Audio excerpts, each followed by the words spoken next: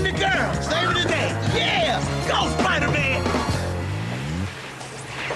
If they're into computer stuff, go to the one place that has it all, like Spider-Man the computer game.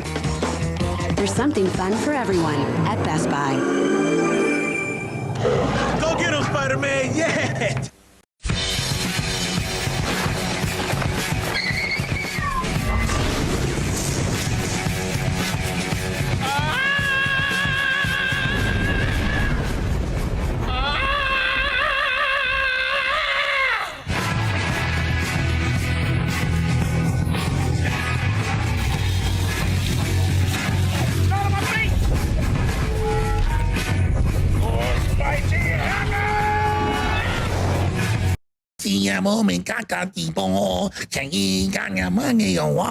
Sorry, run full fentanyl now. You die, America. Translate. You die, Americans. Africa too. It's China's property. Oh, we tell you to lock down. You starve to death. You scared of virus, but you starve to death. Chapang chang wanga hakangi pong chamangi wanga honga katanga pato. Starve America, starve Europe too. Kill the Africans, kill them all. Chaping chang wan chang pang chang yong. Pong chang wang wang dong dong dong. We found the Antifa Maoist group. Ha ha ha ha. We love Hillary too. It's so damn fun. You're so damn scared.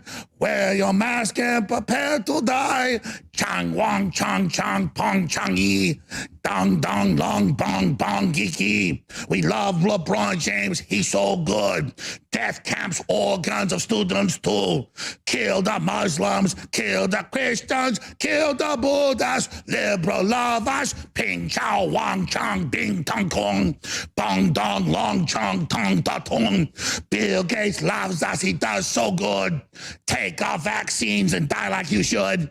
Shang wang pong pong bing pong pow. Ching no huang huang quang chow chow. Chang pong tong tong ja ping pa chi. Down with Trump. Up with Xi Jinping. Xi Jinping. He kill you now.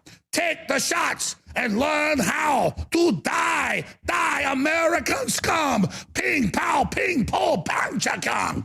Chang, chong, ching, pang, dong, bagong. We own your debt, your media too. Ha, ha, ha, ha. It's time to die. Take your shots and roll your eyes. Liberal good, wear your mask. I'm your Chinese communist king. Pong, chang, wang, bong, ching, pa, quang. Wang, chong, ping, quang, pong, chakong. Guang, chong, King Kong, Pong, Chakwan.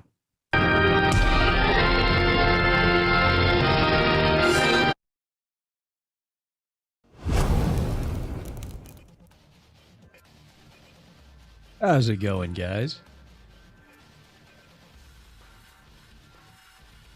First off, we got Fallen Angel in the house. How you doing, Fallen Angel? Welcome, valued customer. Fractured. How you doing, buddy?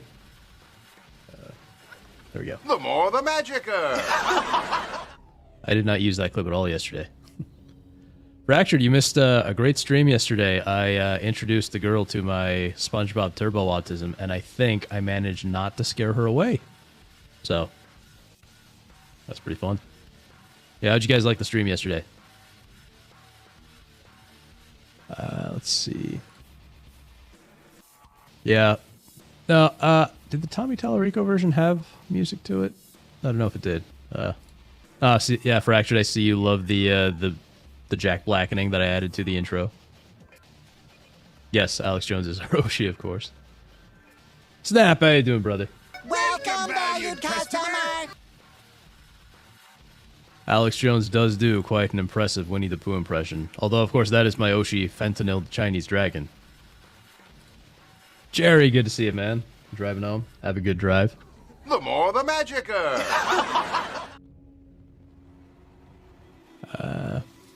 We're Rhodesia. Okay. I like how he managed to work in King Kong. I don't think he actually said King Kong. I think he was saying like King Chong, and it just kind of sounded like King Kong. Although, I don't know, maybe I wasn't paying close enough attention. We got Dude in the house. How you doing, Dude? The more the magicer. Alex is a man of many talents and supplements. Yes, I may have bought some of them. They're okay. I don't. Supplements don't really do much for me in general, so. I'm trying to shrug, but it's not showing up on camera. My spaghetti dropping was wholesome. Yeah, you know what's funny is I have not had spaghetti in years.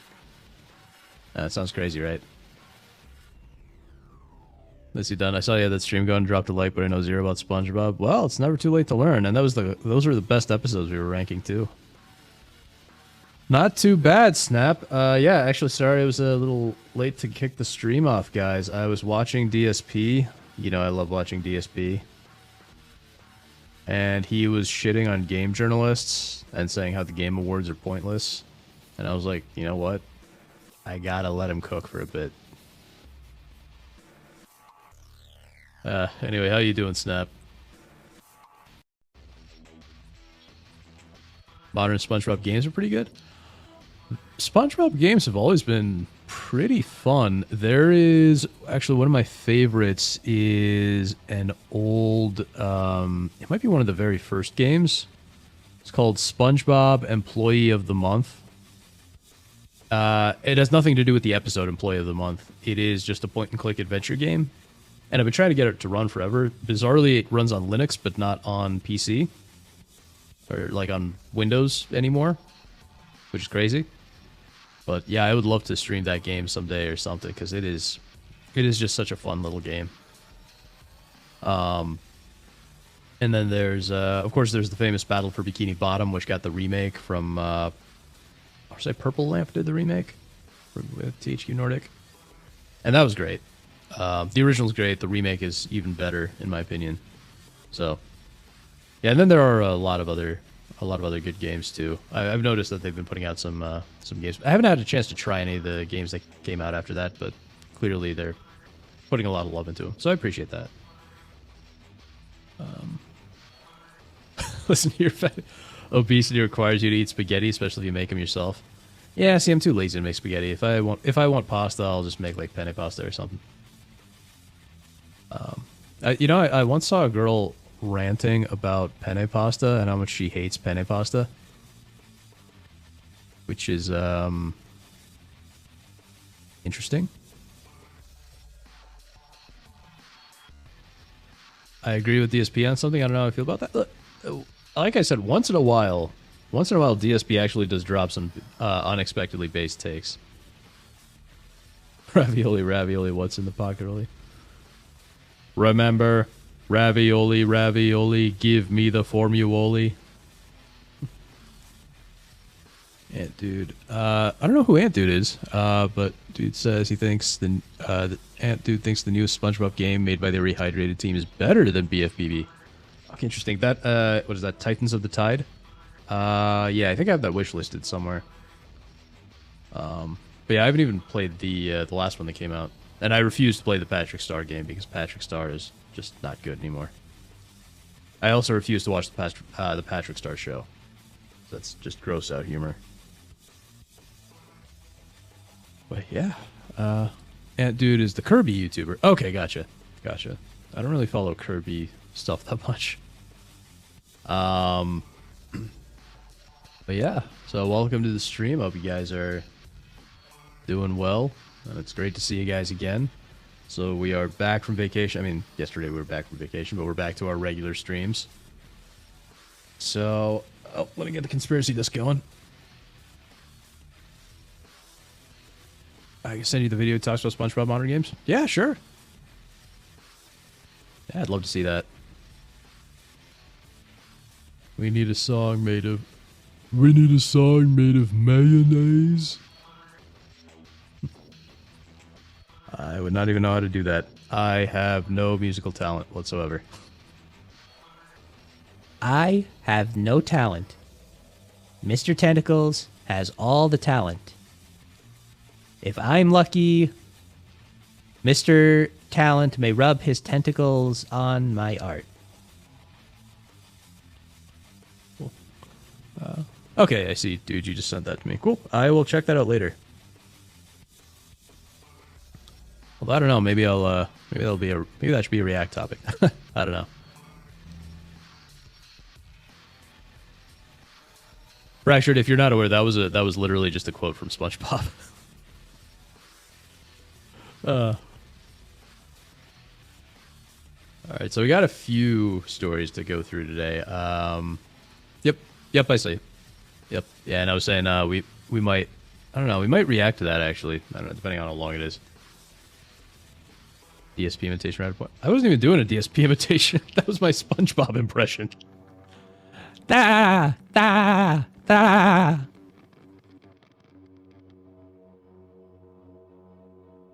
Oh man. You know what? Actually, let me check something. How long is this video? Because if it's not like super long, we might actually do a react with it. That might be fun. And it's 40 minutes long. I don't think we're going to be able to react to that. Oh, jeez. Yeah. It just started playing in the background. Okay, so we do have a little sad news first off. Let me get this going. So, courtesy of Sergey in the Melee Discord, we have a little sad news here. There we go. But is it not? Man.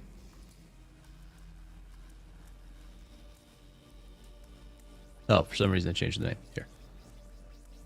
These videos are good to watch while you eat lunch. Yeah. That makes sense. So, a little sad news here. The voice actor Jim Ward passed away, I want to say just yesterday. At least. It doesn't say exactly when he passed. Oh, there we go. Passed away today at 10:45 a.m. Today being December 10th, so yesterday. Yeah, so voice actor Jim Ward passed away. And yeah, in terms of gaming, he was he was well known as Captain Quark from Ratchet and Clank. Yeah, passed away yesterday at 10:45 a.m. So, of course, very sad. Let's see. Yeah, and as I knew him, of course, he was Doug Dimmadome, owner of the Dimsdale Dimmadome on The Fairly Odd Parents, and also Chet You Betcha, the reporter guy. And yeah, he was in a ton of stuff. Looks like he was in Knights of the Old Republic. He was in Brutal Legend. Who did he voice in Brutal Legend? I'm curious. But yeah, so that's a little bit of sad news. Let's actually see. Metal Gear. He was in Metal Gear? Oh. Ah. I wish Wikipedia would stop bothering me. We lost 2 Nick Legends this week. Oh man, dude, you'll have to remind me who the other one was, because it's been quite a week. Oh, and he passed away. It was a form of Alzheimer's disease that he passed away from. That's sad. Let's see. Ben 10. So he voiced what? Oh, he was in Ben 10. Interesting. Oh, that's right. Sheen. Jeff Garcia. Yeah, I think Sergey posted about that too. Yeah, man. What a week. Yeah, you're right. 2 Nickelodeon classic voices. It's a real shame. But yeah, so he was Doug Dimmadome, Chet You Betcha, and some of these other characters here. He was totally Spies. That's interesting. Hey Arnold. Oh, he was in Danny Phantom. Bertrand. I don't remember that character. Yeah, let's see. Ben 10. He was Diamond Head, Accelerate. Yeah, a few of the aliens there. Cat Scratch, Champs. Was Champsley the butler in Cat? No. Oh, if he was only in 2 episodes. Let's see. He was an Avatar. Wolverine, the X-Men. He was in Kung Fu Panda. Let's see. What else was he in? Let's go. Yeah, so, yeah, again, Ratchet and Clank. He was in that. What is this? And then, yeah, of course, he did a bunch of stuff in video games. Oh, he was Hector LeMans in Grim Fandango, which we never actually finished on the channel. Oh, he even voiced Spider-Man back in this random game. Spider-Man versus the Kingpin on the Genesis. Interesting. It looks like he's done quite a bit of Star Wars stuff, although I don't know these. I think these are just random characters. He was Maximilian Strauss in Vampire the Masquerade, the Tremere leader for Santa Monica. Interesting. Yeah, he's been in a bunch of Star Wars stuff. He voiced the Gandalf. He voiced Gandalf in this Hobbit game. Let's see what else he did. He was in the Iron Man game. Oh, okay, he just did like random voices in Brutal Legend. I love Brutal Legend. Very Jack Black-pilled game. What else was he in? Bioshock 2, Dragon Age 2. Yeah, I mean, he's been in a ton of stuff. Oh, he was even in Batman Arkham Knight as some of these minor characters here. Fallout 4. But, yeah. Bunch of stuff here, and yeah, since dude reminded me, we might as well jump into...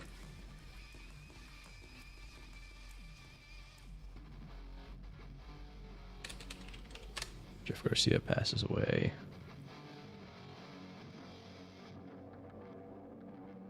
You know what? I'm not going to use this source. I'm going to use this source.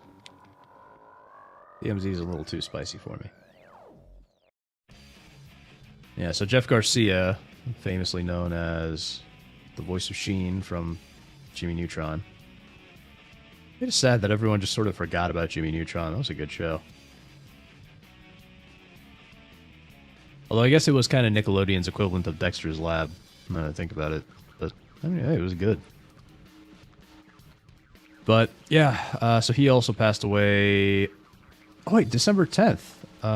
That means it wasn't just this week. They both passed away the same day. That's crazy. You guys remember the Jimmy Timmy Power Hour? I only say that because Jim Ward was on Fairly Odd Parents, and Jeff Garcia here was on Jimmy Neutron, and they had a couple of crossovers that they called the Jimmy Timmy Power Hour.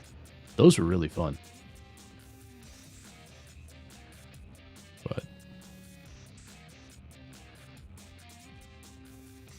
But yeah, so looks like these are is that Rob Paulson? Yeah, looks this lady was the voice of Jimmy Neutron, and then Jeff Garcia over here. But yeah, it's very sad. Brutal Legend is the only good Jack Black project. I mean, I like School of Rock. He's done some decent stuff. I mean, like, I actually do like Jack Black as a singer and so on. I think his political comments are very dumb, but as far as his, like, quote unquote art goes, I think he's pretty talented. You own the Jimmy Neutron series on DVD? That's awesome. Yeah, I gotta get my hands on Jimmy Neutron and Fairly Odd Parents at some point. At least, like, I don't really need season 10 of Fairly Odd Parents, but yeah, I want to get my hands on a copy of everything, but it's so expensive to buy in like iTunes or whatever, so yeah, but one of these days. Wait, Jim Ward was Doctor in Metal Gear Rising? How did I miss that on the Wikipedia page? Doctor, turn off my pain inhibitors. Yeah, we already hit that boss battle last week, but I am really, really tempted to just play that level again because that might be my favorite level in the entire game. Hey, kid. How you doing? Good to see you. I gotta play this for you, of course. Welcome, valued customer. Yeah, I'm doing pretty well. Hope you're doing well. I am glad my SpongeBob Turbo Autism did not scare you away, though.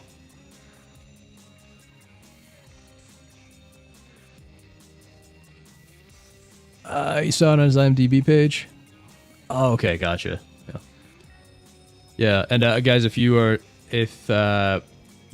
already forgot, yesterday, Kit is the cool VTuber we had on to help me rank SpongeBob episodes. So, yeah, give her a follow if you didn't. Although she's not on YouTube, so you know what? I will. Let me just go drop her Twitch link again, so I can figure out how.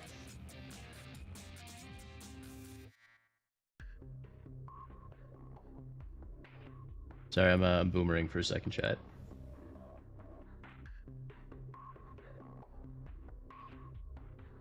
There we go. Here, I'll drop her link in chat for you guys if you want to follow her.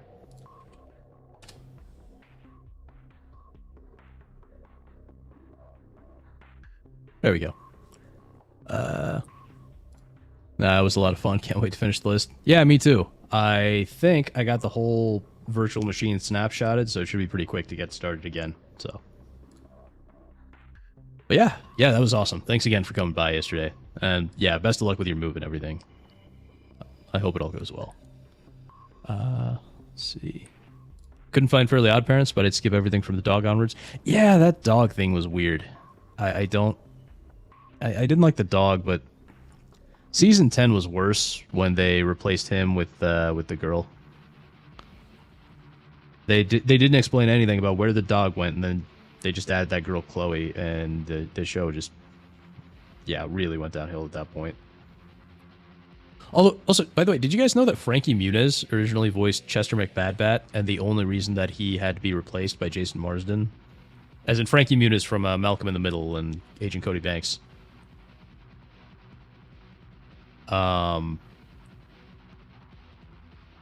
But the only reason that Frankie Muniz left the show after... I think he only did, like, season 1. Or was it season... Yeah, I think it was only season 1 that he did. But the only reason that he left the show is because his agent basically lied and said he was too busy to do the show, even though he really wanted to keep doing Fairly Odd Parents. So they replaced him. And Jason Marsden's great, but yeah, how cool would it have been to have more Frankie Muniz? Thank you for having me. Oh, of course, thank you for being here. Yeah, it was awesome. You sent me a YouTube safe video, although the guys that made the video got absolutely banned from YouTube years ago. Oh, jeez. Well, that sounds scary enough. Murdoch, Greatest Generation. This isn't copyrighted, is it? Let me see here.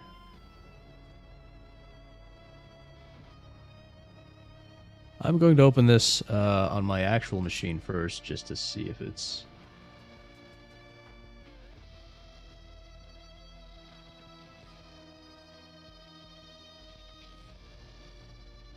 They're absolutely not banned? What?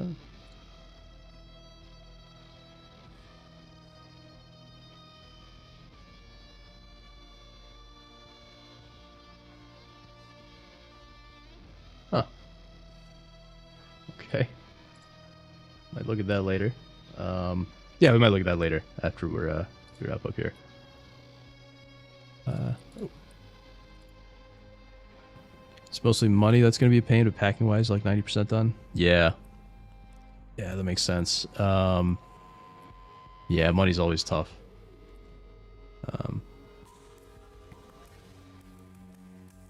Oh, you're worried. Yeah, yeah, the narcolepsy could be dangerous. Well, be careful, you know. Also, be careful while driving, then, because that's... I mean, even more than carrying stuff, driving's where you're really going to be... where you're really going to have to worry. But yeah, have a safe drive. Related to iron deficiency. By banned, I meant to say not copyrighted. Well, you said the video got banned from YouTube years ago. Oh, when you're saying they're not copyrighted. Okay, gotcha. Yeah, we might look at that in a bit.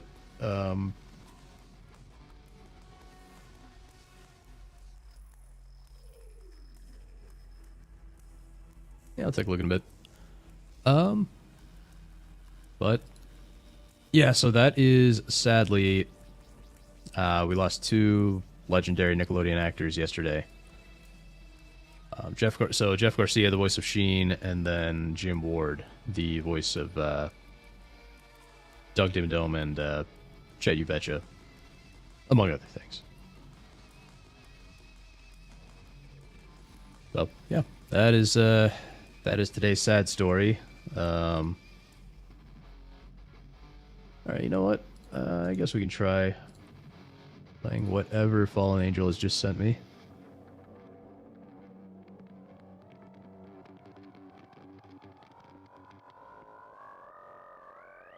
Not the video, the authors got banned. They're unironically third positioners in their politics?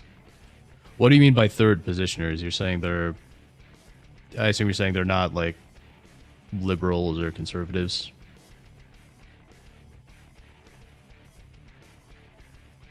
Alright, this better not get me in trouble.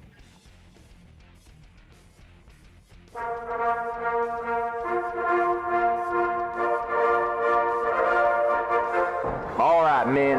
Nazi-occupied Europe lies before you. Many of you will die here today, but all of you are heroes. Let us take this moment before we engage our enemy to remember what it is that we fight for. Thomas, are you prepared to die today? Yes, sir. And what are you prepared to die for? Sir, I gladly give my life for the future of our country. Future where our Negroes use the same water fountain as us and go to the same schools as our kids. And you, Tyler, why do you fight? Sir, I'm fighting so that in the future, our daughters can abandon motherhood and join the workforce to be like men. Oh, it's that kind of spicy. You know what? I think I might like this. That's right, Tyler. Our society doesn't need mothers. It needs more worker units in a non-binary capitalistic soul-crushing machine. You know, I don't think this is the guy who should be saying that. It should probably be a very, let's just say a very rich banker. Actually, like a group of very rich bankers, more like. I need to Google third position. Prepare for Kino. Actually, I think I've seen this.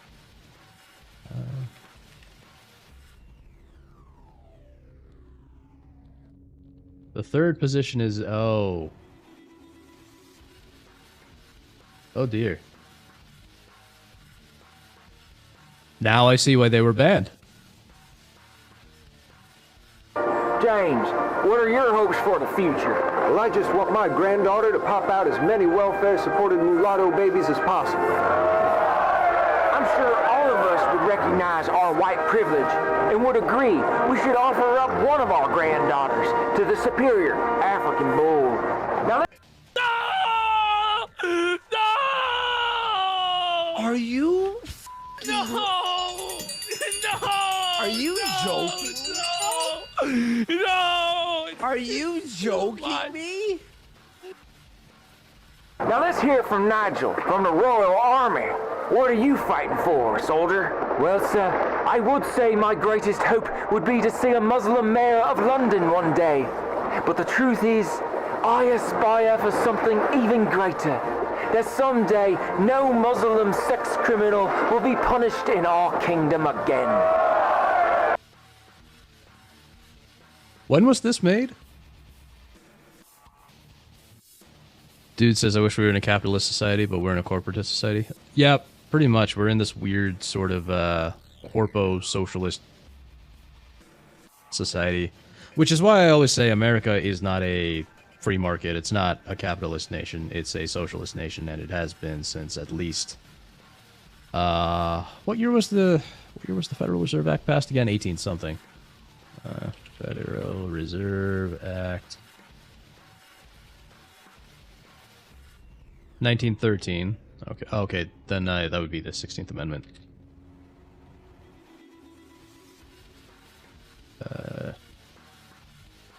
1909. For some reason, I always think the Federal Reserve Act came before, but... So, 1909. That is,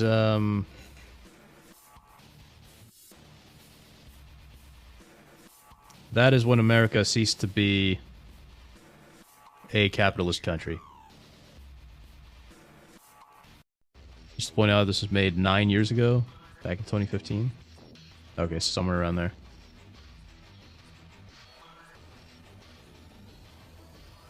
Something like that. Thanks, mate. Safe driving. Nice. Rant on globalist when? We're getting dangerously close. At the very least, I'm getting very close to ranting about the 16th Amendment and the Federal Reserve. All the homies spit on Wilson's grave.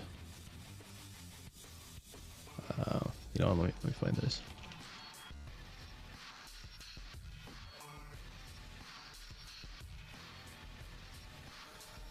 Dang it.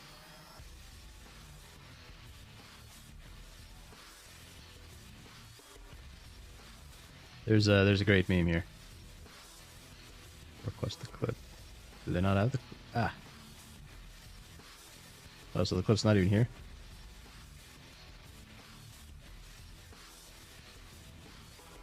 Oh, there's got to be oh, here we go.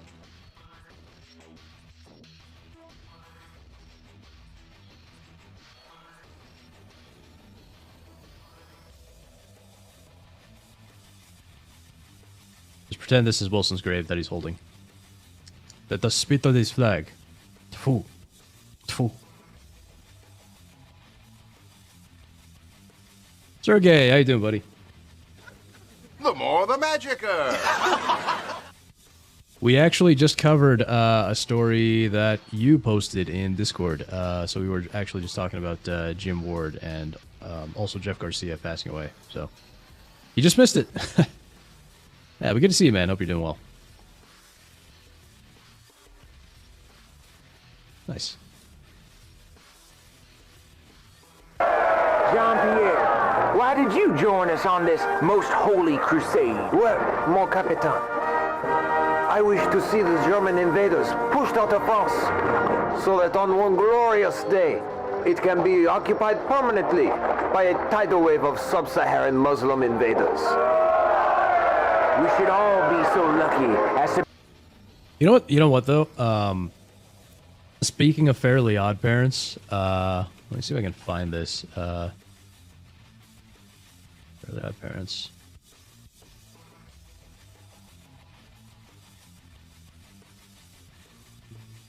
Okay, I can't find it here.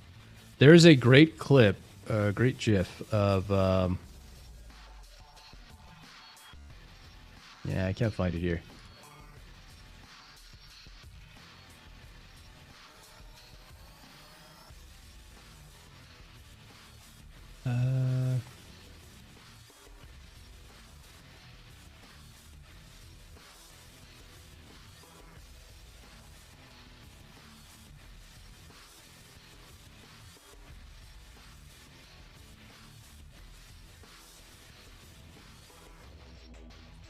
Oh, what a shame. So there's this great clip from Fairly Odd Parents. I can't find it right now or I'd show it to you.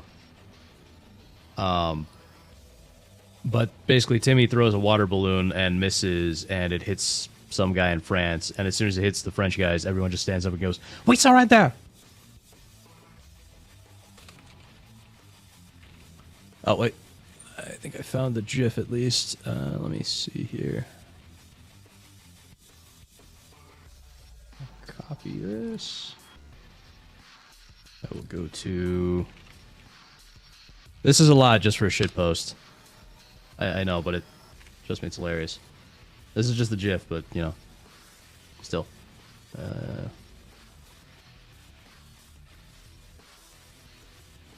we go.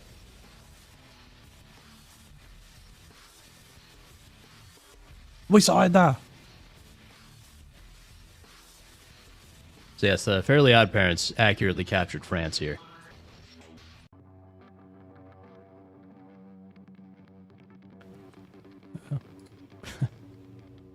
Yeah, I see you guys are enjoying that. The good French died in World War I and II. Well, yeah. And the good boomers died in Vietnam. The French Legion used to be a thing. Yeah, I've heard about that.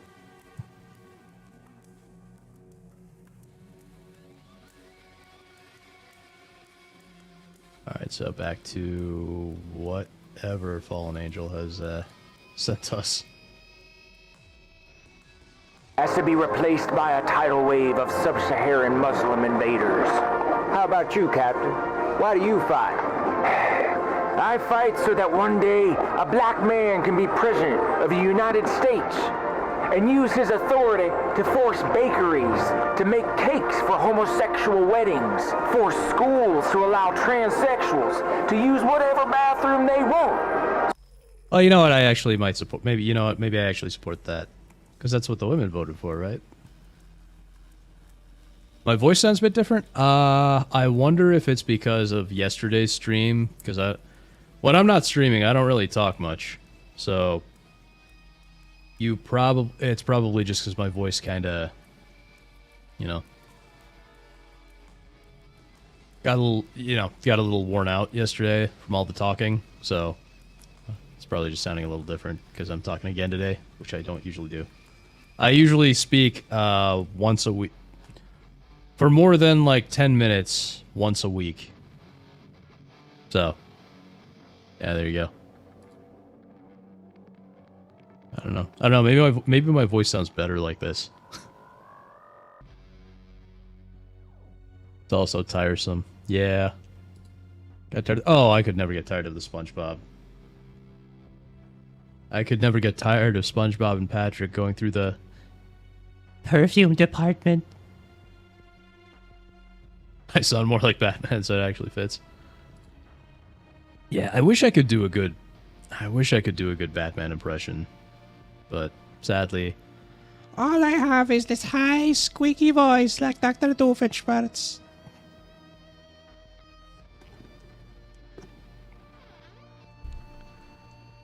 The irony of the which post?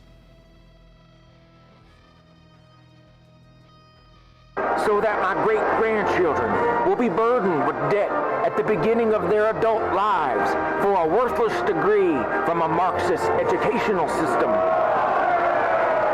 That's beautiful, Captain.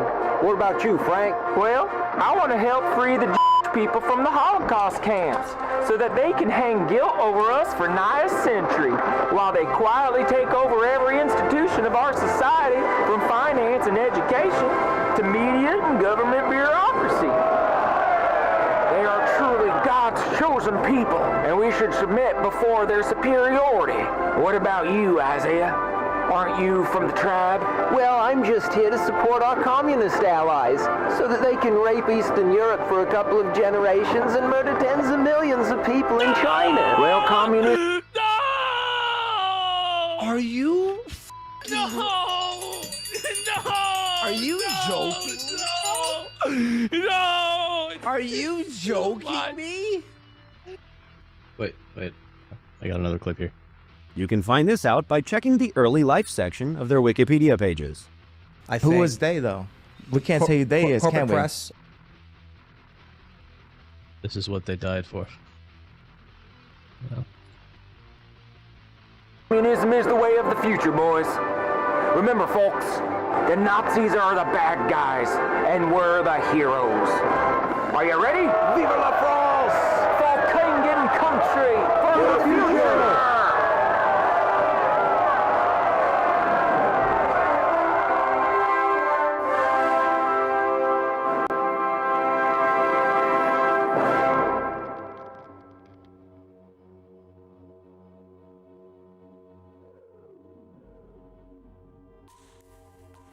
So that was a video.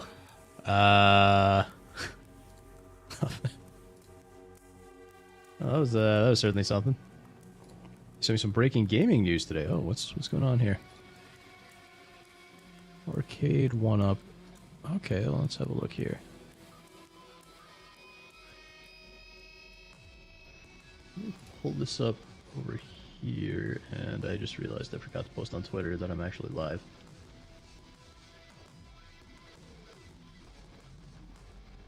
Alright, let's see what's going on here.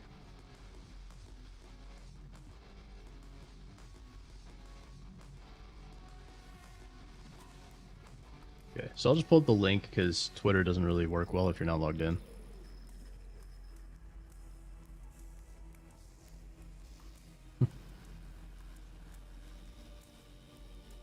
So, Arcade 1-Up is shutting down. And I'm not too familiar with Arcade 1-Up here, but I cry every time It's also tiresome. Stop noticing. Oh, jeez. Can't stop once you start. Yeah, well, no, that's true. So it looks like, and this is what dude just sent me. Arcade 1-Up. So it looks like Arcade 1-Up is over here.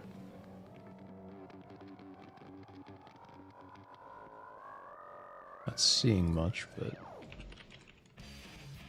it looks like they sell. Oh, okay, here we go. Officially licensed arcade cabinets. Site's not loading, so. Oh, there we go. Yeah. Oh. Oh, jeez. I should not have gone to this website, guys. I should not have gone to this website.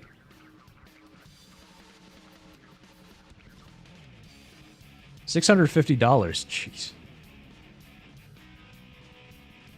Order on oh, I do have a Costco membership. Oh, but oh man, $100 off. I could even go. Oh wait, no, this is a. That's not my Costco.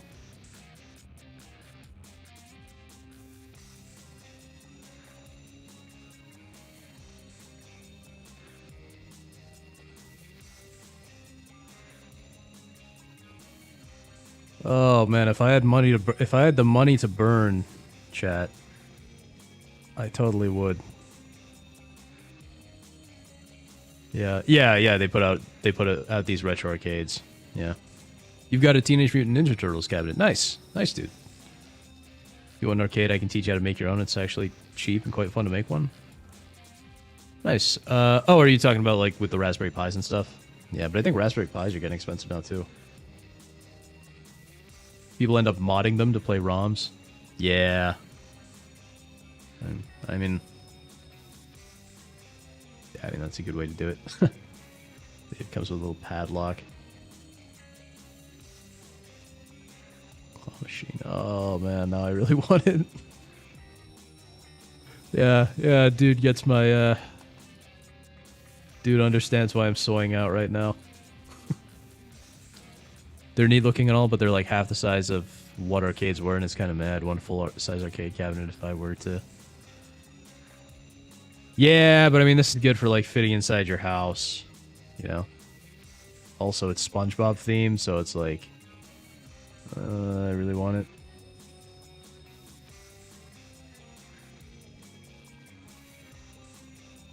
Easy mode, normal, it's scam mode. That's great.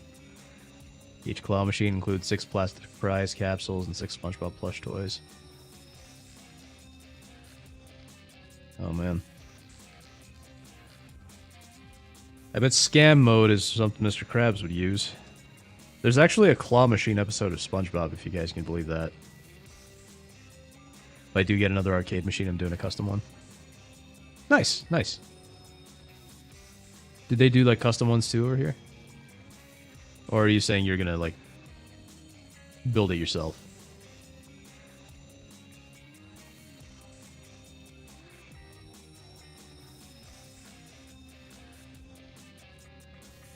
Oh, so it looks like, yeah, they do these, fancy licensed arcade cabinets. Which I gotta get off this website before I start pulling my credit card out.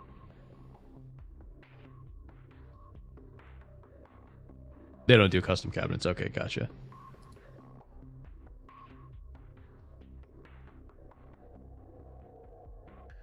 What happens to online play once servers go dark?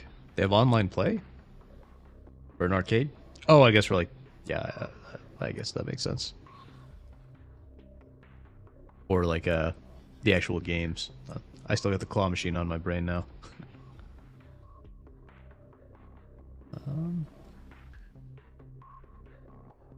They also did the NBA Jam cabinet that Craig used to have on screen. Oh, and side scrollers. Okay, I don't even remember that. For leaderboards and such, gotcha. I'm assuming that there might also be something so you can like play with a friend. What does it say? Beta. Beta team, I come to you with news I wish I didn't have to share. Arcade 1-Up is closing operations. For the majority of us, our last day is this coming Friday. I cannot speak to the future of the brand. It is not my place to share what might be next and whom will be in charge of it. I think it should be who, not whom. I do not know the plans for the arcade systems or the infinity tables.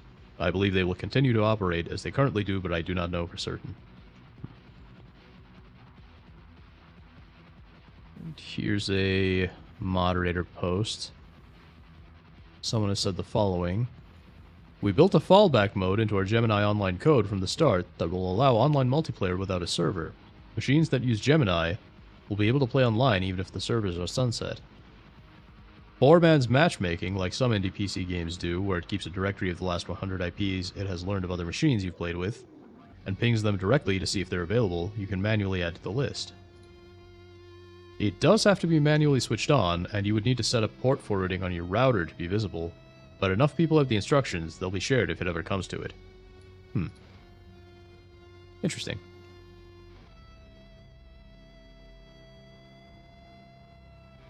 It's too bad it's not UPnP, but okay, so that's interesting. So they have a way that... So they have a way to do P2P multiplayer effectively, which is good. Yeah,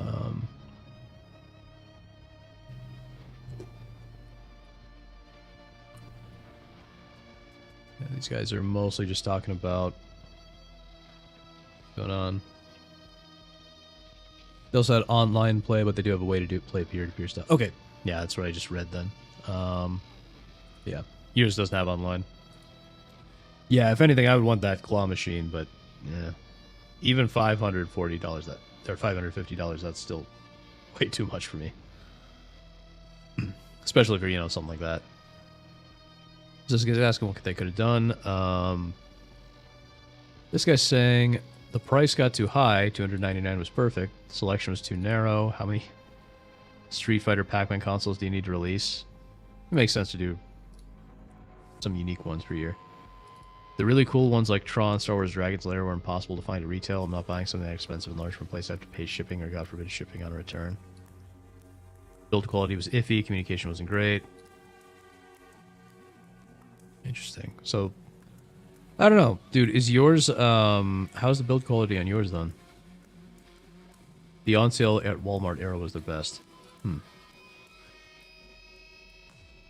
This is a nostalgia company. We all bought what we wanted, and the generation after us doesn't care. This is always going to end at some point. I suppose that's true. There's something to that.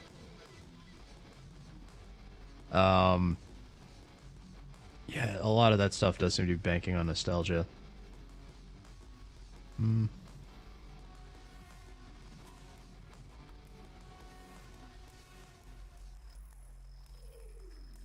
Yeah, November and December, two of the most common months for mass layoffs. That's true. Mine is fine. They still have a better reputation compared to limited run games. I mean, who doesn't? Except maybe Congress.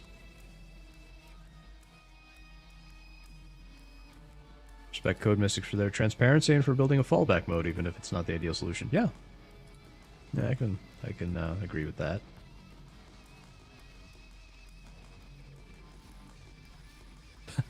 Facts. Let's see. They'll for sure have a fire sale to get rid of inventory, or they'll ship them all to Ollie's. Interesting.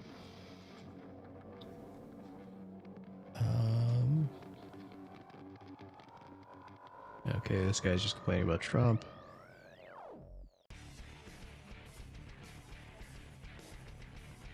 Good, thinks they left a lot of money on the table? This guy says the issue is that they kept producing the same games over and over again. Yeah, I think that's fair. So no Donkey Kong ever. Nintendo would have never allowed that to happen officially anyway. Yep, Nintendo got a Nintendo. Alright, anything else in here? Their one last hurrah should be to release a multi-cade for $799 and includes all the titles they've released over the years. Now, you know what? So I don't think I care about like classic arcade cabinets, just because I would, I have the games. I can just play the games as ROMs anyway. Orange Man Bad, yeah. But that SpongeBob arcade, dude. Why did you have to tell? Why did you have to show me this dude? That SpongeBob claw machine is now living rent free in my head. I'm tempted to. Problem is usually the licensing. Yeah, yeah, that makes sense. Licensing is always tough. But that SpongeBob claw machine, I'm really tempted. So I asked my parents for my. It took a while to get Marvel vs. Capcom stuff. Oh yeah, that would make sense. You probably have to get the license from both Disney and from Capcom, wouldn't you? So I asked my dad for my birthday a couple weeks ago to get if I could have the Steam frame for my birthday, and he's like, "Okay, yeah, sure."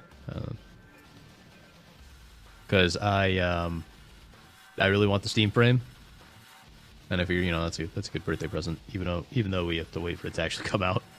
So wait for that. But now I'm seeing this, and I'm like, I didn't even know about the SpongeBob claw machine. I figured you didn't. That was just perfect timing. Yeah. So now I'm seeing this, and I'm like, should I send this to my dad and be like, I want this instead, but I also really want that Steam frame. Plus, I don't know where I'd put the SpongeBob cabinet. I don't have a whole lot of room. But, like, the new Steam VR headset, Sergey. The one that we spent like an hour and a half talking about a couple weeks ago. So it's like, do I want the VR headset or do I want the SpongeBob cabinet?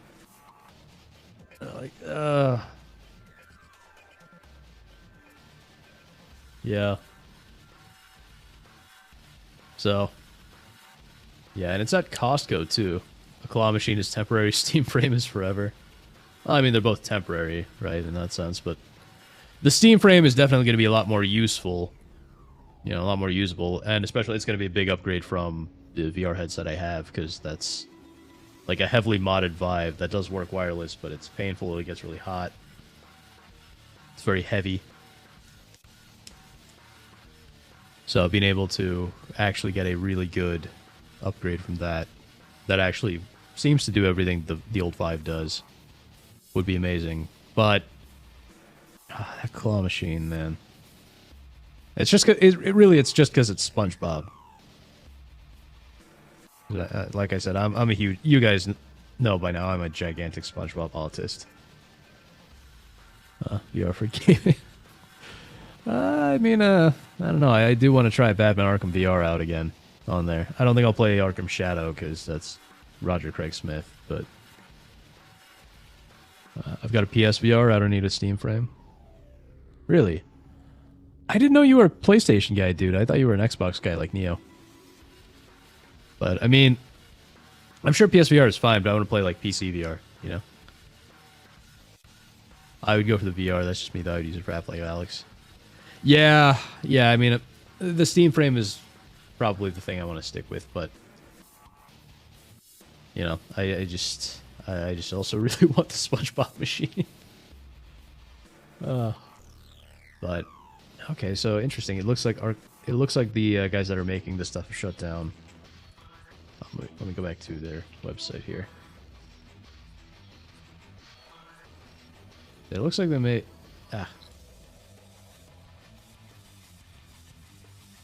So yeah, it looks like they made a whole bunch of stuff here. Yeah, there's this, but then there's like Terminator 2, Big Buck Hunter, Mortal Kombat 2, NBA Jam, Pac-Man,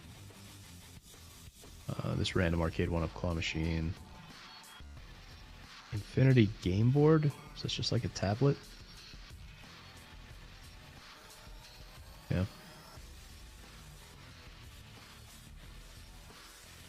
Yeah, pretty much. But yeah, they have a bunch of cool stuff here.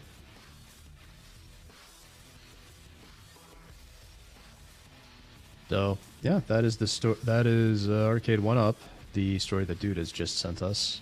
Shame, but I suppose this kind of thing is inevitable considering the state of the economy.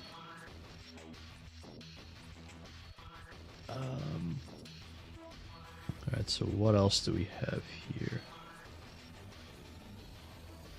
Huh. That's weird. My YouTube is being weird.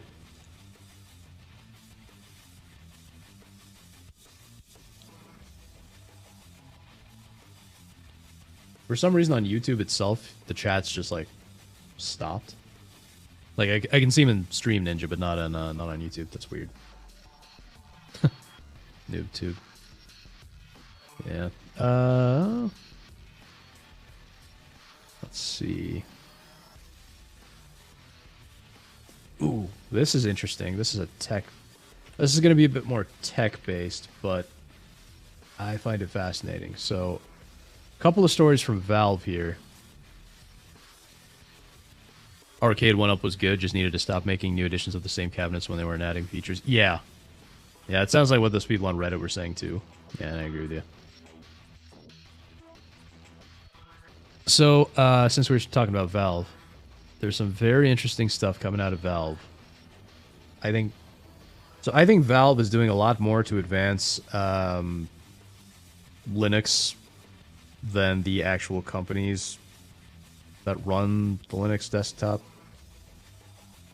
are. So, this is the story here. Valve is working on a Lepton Android compatibility layer for Linux and VR. Now, if you guys remember way back when we talked about the new Steam devices, the Steam Machine and the Steam Frame and Steam Controller. The Steam Frame, as we know, is able to, I believe it is an ARM-based Linux device. And we found out it can run Android apps. So the question is how? Looks like this is how.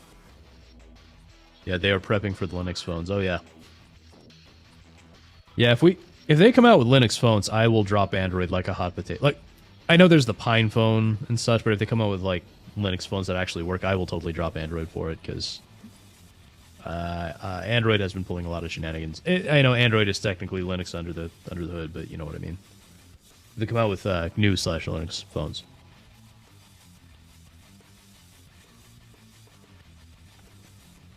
So, what's going on here is kind of like how we have Proton.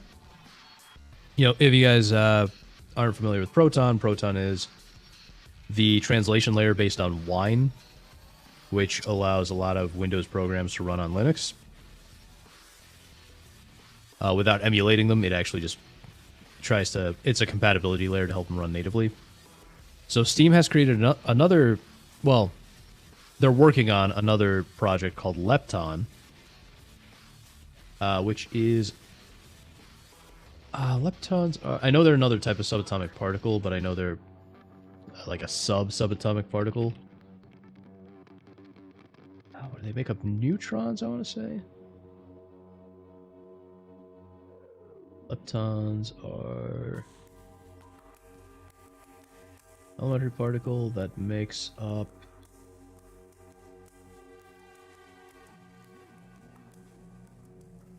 yes, but what do they... Oh! Interesting. So electrons are a type of lepton? Huh. That is fascinating. Sorry, not to get into the quantum physics stuff, but I've always found this kind of subatomic particle stuff fascinating. I guess it makes sense. They couldn't call it electron, because electron is that very bloated software framework that Discord runs on.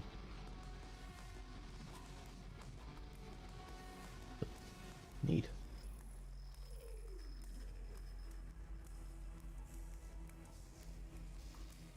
Yeah, there are leptons, and then you have, yeah, no, there are quarks, but quarks make up... I believe quark makes up... Okay, quarks make up protons and neutrons. Right, so, leptons.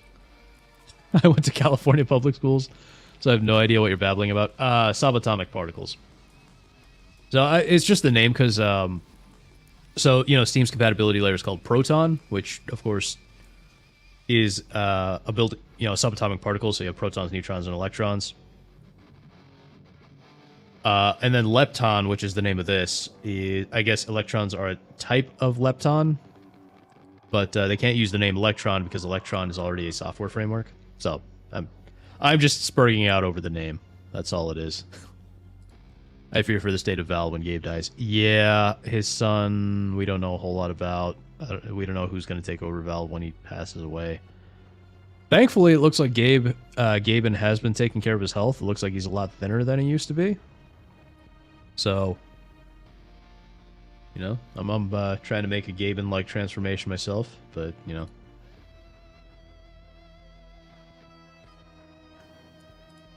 But, yeah, so what's going on here is kind of like how Proton allows Windows software, mainly games, to run on Linux. This new Lepton software could allow Android software to run on Linux. So it seems to be based on a project called Waydroid. And if you're not familiar with Waydroid, is there a link to it? No. So Waydroid is Android in a Linux container. So you effectively mount, and this is an open source software, so this is entirely free if you're on Linux and want to use it. Container-based approach to boot a full Android system on GNU Linux systems. You got to be running Wayland. I hate Wayland. Wayland is so gay. Gayland. I'm an ex-org Chad. But yeah, so this runs Android like a container. So if you've ever heard of Docker, it's like it does something similar, from what I understand.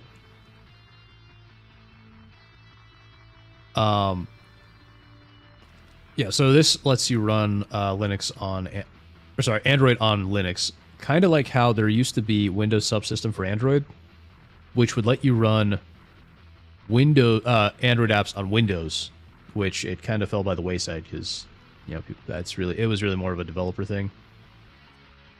So it's a similar idea, but this is an open source project for Linux, and it's pretty cool. So Valve has forked this and made their own version, and my guess is that now with Valve's backing, they're going to be able to do what they did with Wine, when they took Wine and turned it into Proton and just completely accelerated the development. They're probably going to be able to do something similar and make this thing run really, really well. So I'm pretty excited about this. Yeah, we all fear for the state of Valve when he passes. We can only hope, yeah. Okay, yeah. I played through New Vegas from GOG using Proton. Nice! Nice. Very nice.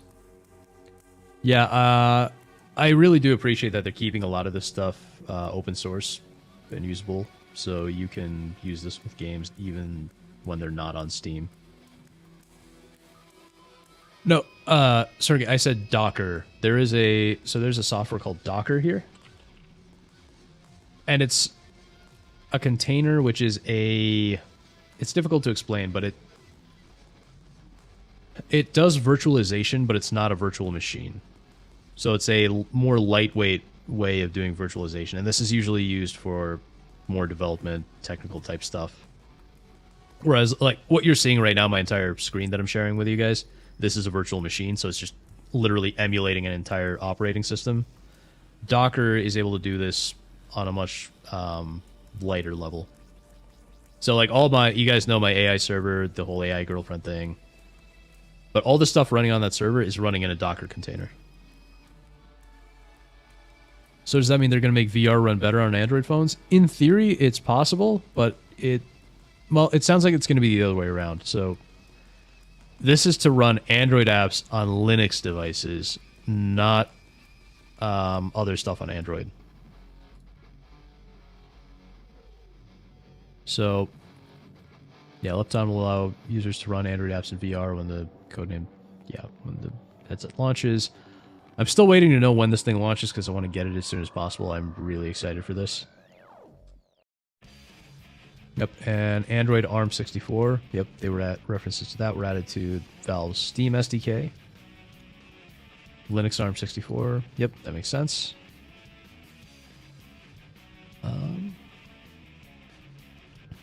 Yeah, but it could be interesting to see Android games come to, desktop and to the VR headset. So I think this would be really cool. Even though, yeah, I know most of us are not mobile gamers. I think mobile gamers are mostly women, but still, it's very cool to have this.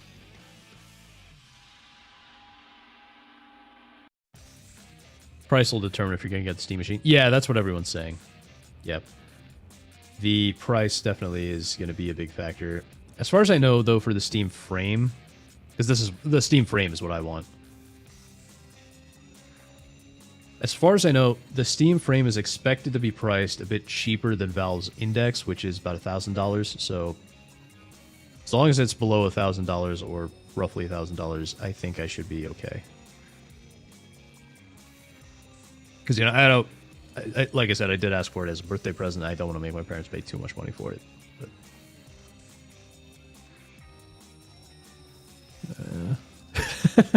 woohoo, more gotcha slop. Yeah, I do understand that. Unfortunately. Yeah, not a mobile gamer either, but the idea is cool. Exactly. Like, I probably will never do that because I don't play anything on my phone except emulators, and I mean, I'm going to play an emulated game, I'll just play it on my actual PC. the emulators on my phone are literally just for when I'm, like, you know, staying with my parents and I've got some time, or I've got some, like, downtime or something. But,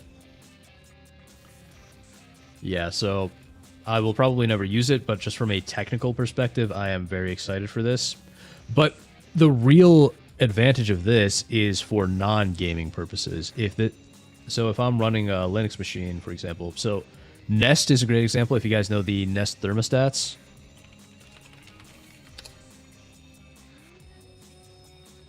So you know these things? So I have one of these, not by choice, but because my apartment just came with it. So I can't not use it. So the only way to control it is via its Android app. You can control it through like Google Home and stuff, but I don't use that. Because I don't trust Google. So, for instance, it would be really cool if I could run the Nest Android app on my desktop. Right now, this is a Windows desktop, but I have a Linux laptop. It would be really cool if I could run it there, so then if I'm, you know, playing a game or something, I can go and I'm like, oh, it's too cold, and I can turn the heat up from my computer instead of having to pull up my phone and type in my password and, you know, pull up the app to deal with it. So stuff like that. I think it would be cool to be able to run just like general Android apps natively on a PC.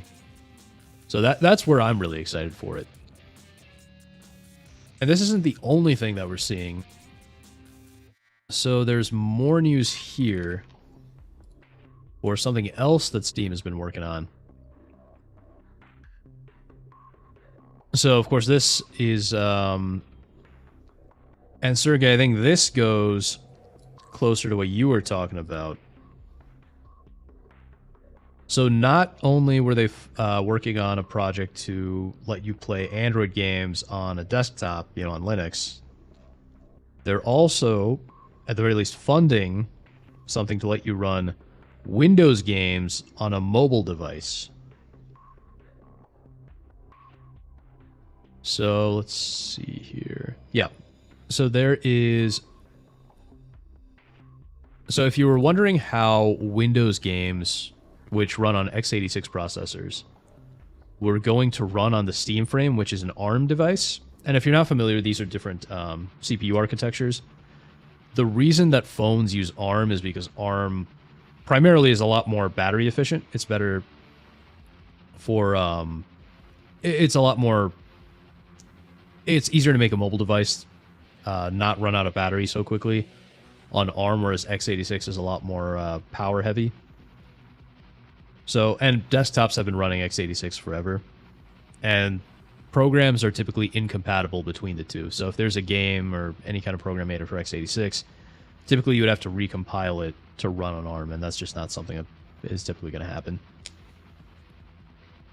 So there is an emulator called Fex, and here's the source code page for it. So Fex allows you to run these desktop x86 applications on ARM64 Linux devices.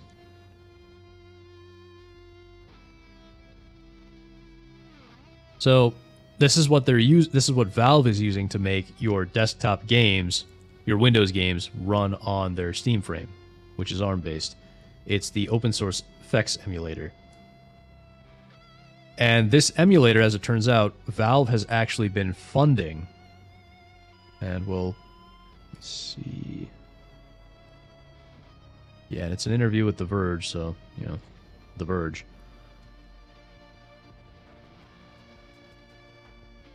But Valve, this guy at Valve revealed that Valve actually initiated the entire FX project and has been, you know, very heavily involved. And they've been funding them, which is very awesome. So like I said, Valve has been doing a lot more for Linux than a lot of the companies that are actually built on Linux. You know, like Canonical and Red Hat and so on.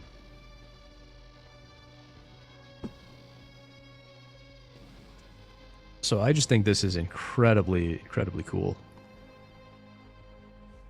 So if you don't understand the implications of this, this means so much more than just running games on the Steam frame. This could allow for if and when we get Linux, like true GNU Linux-based phones, this could allow you to run full-fledged Windows applications on the phone. So you could, in theory, run your Windows games on your Linux phone, sure. But you could also run like Windows applications as well. Or even any like desktop Linux applications.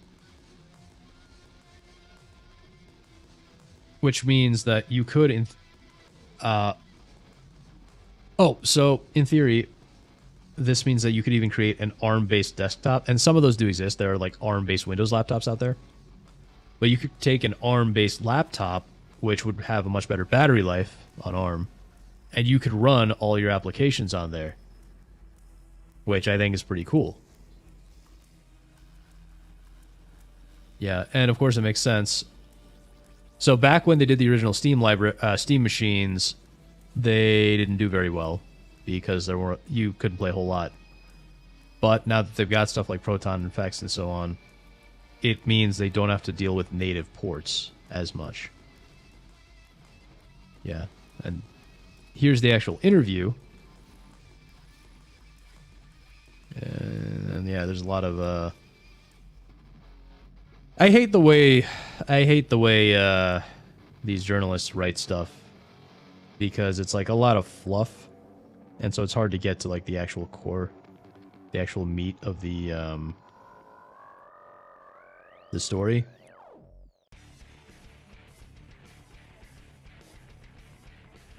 So yeah, I'm just kind of browsing through this and being like,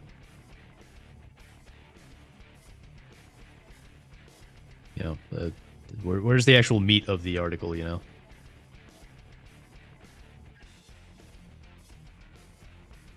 Yeah, take shots at Microsoft and their handheld. Oh yeah, Microsoft has a handheld because they partnered with was it Asus? I had no idea PG Admin got updated. PG Admin got updated? What? I haven't worked much with databases these last couple months. Was there? Where's that? Did I miss something?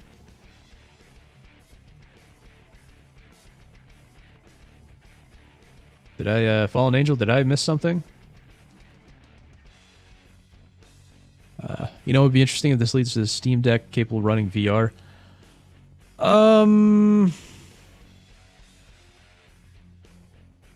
I don't know. In theory, the Steam Deck should already be capable of running VR. Oh, you're just talking about your own random stuff. Gotcha.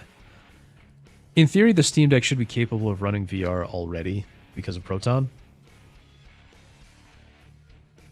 Okay, not related to this stuff. Gotcha. I think the real problem with VR on Steam Deck is just the power, because VR is very performance heavy because you have to actually render things twice and you have to render at a very high resolution. So I think the Steam frame is probably what you're going to want instead.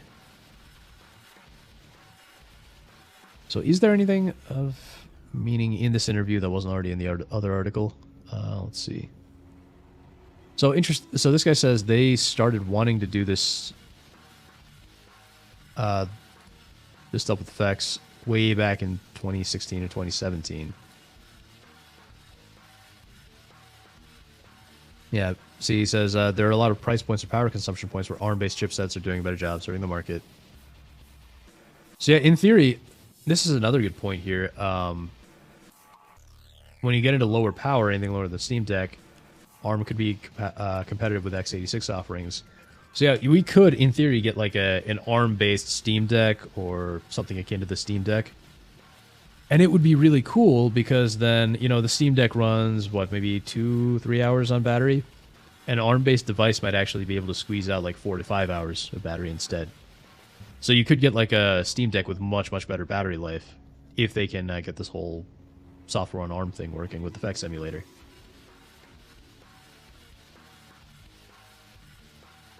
Now, let's see. What I'm curious about is, yeah, so he's attracting, this is about attracting companies. Is the ARM version of SteamOS a separate operating system? He says, same exact OS, components, Arch Linux base, and everything else. So when you're looking at SteamOS on ARM, you're looking at the same thing. Instead of downloading normal Proton for x86, there'll be an ARM-based Proton. And the FX emulator. Nice. So he's going into how these things work. You know, how Proton works and all that.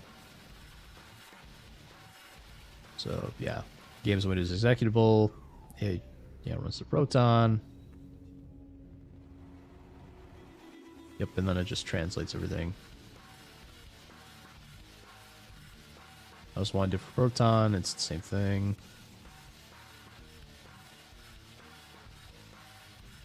Yep, and so he explains that if we were running on ARM, there's an intermediate step where you need the... You need to know if it's ARM, and then you just need the FX emulator instead. So let's see.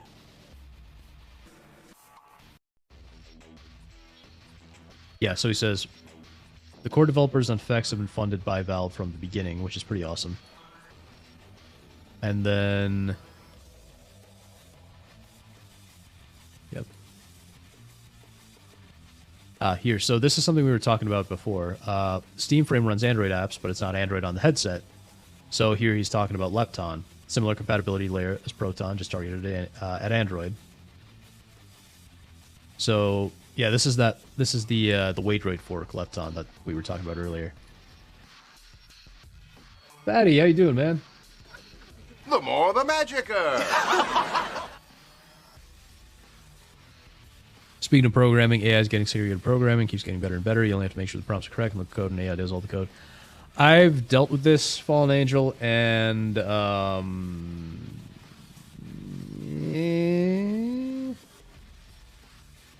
is all I can really say, because sometimes it's good. It's good when you start off with it, but when you need to get into the weeds, it's complete crap. Like, it's really, really bad at dealing with details. Nice, you just got home from work? Nice, nice. I'm not too bad. I am wrapping up what might be our last story. I don't know. We might do one more story, and then we're going to go into... we're going to get into the game.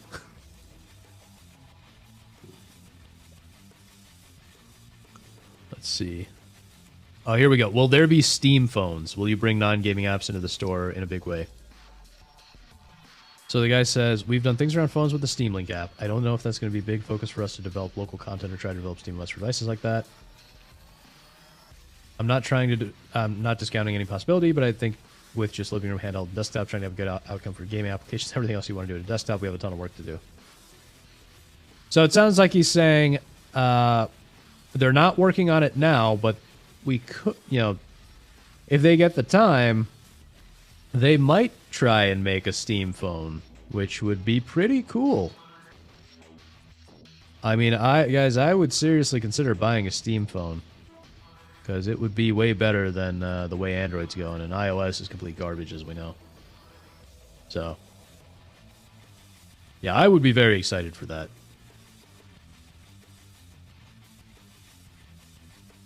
Let's see. So, yeah. Compared to a year ago today, or compared to like 4 months ago to today, it's getting there. Fallen Angel. I am comparing it to like 2 weeks ago.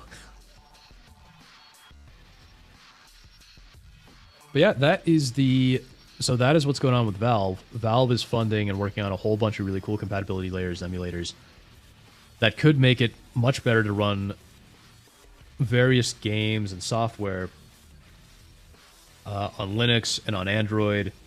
So you could, in theory, have one device that is capable of so much more, especially considering how bad Windows is getting nowadays. So Valve really could be helping us get closer and closer to the Linux desktop. We've all been saying, everyone's been saying, oh, it's the year of the Linux desktop, and it never has been because Linux, as great as it can be, Linux has so many issues and it can be difficult to get started. I just switched over to, and dude gave me a hand figuring out some of the hardware issues. I just switched to Linux on my laptop, and I've had to do a whole bunch of configuration that I know that the average user is not going to be able to do. But Valve is doing a lot to make this stuff much more plug and play and much easier to use, and helping people get their stuff onto Linux, which is great. And so the work that they're doing to bring, Android stuff to Linux could be great, especially for bringing Linux onto, or GNU Linux onto mobile phones. That would be amazing, because Google controls Android with an iron fist, even though it's open source. So it would be amazing to have a Linux option there. And then, these ARM emulators, which would allow a lot of people to bring so much software that's meant for desktop onto a mobile Linux device. So your phone could be running, say we had a Steam phone. Your phone could be running their version of SteamOS, and you could run Android apps thanks to the Lepton compatibility layer. You could run Windows apps thanks to Proton, and you could run desktop apps thanks to Fex, all of which are heavily thanks to Valve. So now all Valve has to do is make SteamOS for phones and start selling them, and I would totally buy it. Especially if Valve puts an SD card slot in their Steam phone, I would buy it. I would buy it day one, because if there's an SD card slot, that is like the one thing that is like the one big limiting factor on buying an Android phone for me. A lot of times. That would just make it so amazing. So yeah, if Valve wants to do that, I will buy the Steam phone if they pull that off. An unlocked Steam phone that I don't have to have preloaded with bloat from a service provider, sign me up. Oh, absolutely, Wingus. Yeah. Also, hi. What up, Wingus? How you doing? The more the magicer. But yeah, I agree. An unlocked Steam phone that doesn't have like service provider bloat, absolutely. Like, I buy all my phones unlocked anyway, and I just put a SIM card in there. So yeah, I fully agree. I would love to have an unlocked Steam phone like that. And Valve's actually going to try and do a good job with it too. Yeah. And yes, it was the Wi-Fi card you helped me find, dude. Yep. Give me a headphone jack. Yeah, a headphone jack is great, but it seems like those are just as hard to find. My current phone, which I actually need to replace because the charger broke, or the USB port doesn't work anymore. My current phone is a Sony Xperia 1.3, and it has, good software. It's a great phone, and it has both a headphone jack and an SD card slot. And to be honest, if the USB port still worked, I wouldn't even need to replace it. But sadly, Sony no longer sells their phones in America. So I need to switch to something else, which is a real shame. But yeah, so Valve, come on, you got the software going. We just need the hardware. But yeah, that is the story of all this cool stuff Valve is doing.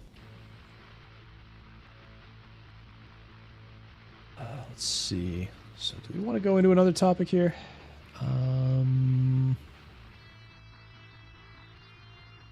I guess we could go into this here. I miss having a headphone jack. I have a One Plus that I bought back in 2020. Yeah, I've heard of One Plus. Yeah, I've never had one of those though. Yeah, headphone jacks are nice. Come to Canada, get a phone here. Well, I don't think Sony sells their phones in Canada either. That's the thing. They only sell them in Europe now. Europe and Japan. Okay, so I got one more quick story.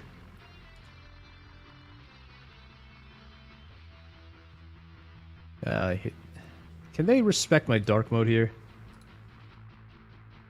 There's no dark theme here. Quit lying to me.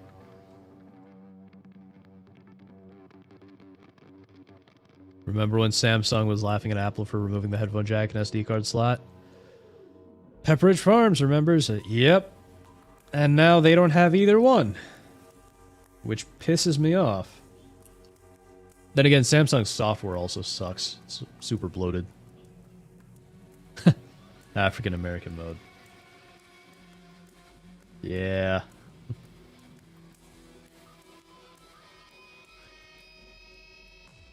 Wow. So, I guess this will be our final story for today. Pisses me off as well with Samsung. They've just gotten worse and worse. It's a shame. Yeah. Yeah, and everyone just buys Samsung nowadays, which stinks because that's like a part of the reason that Sony pulled out of North America. It's because you're either buying an iPhone or a Samsung device.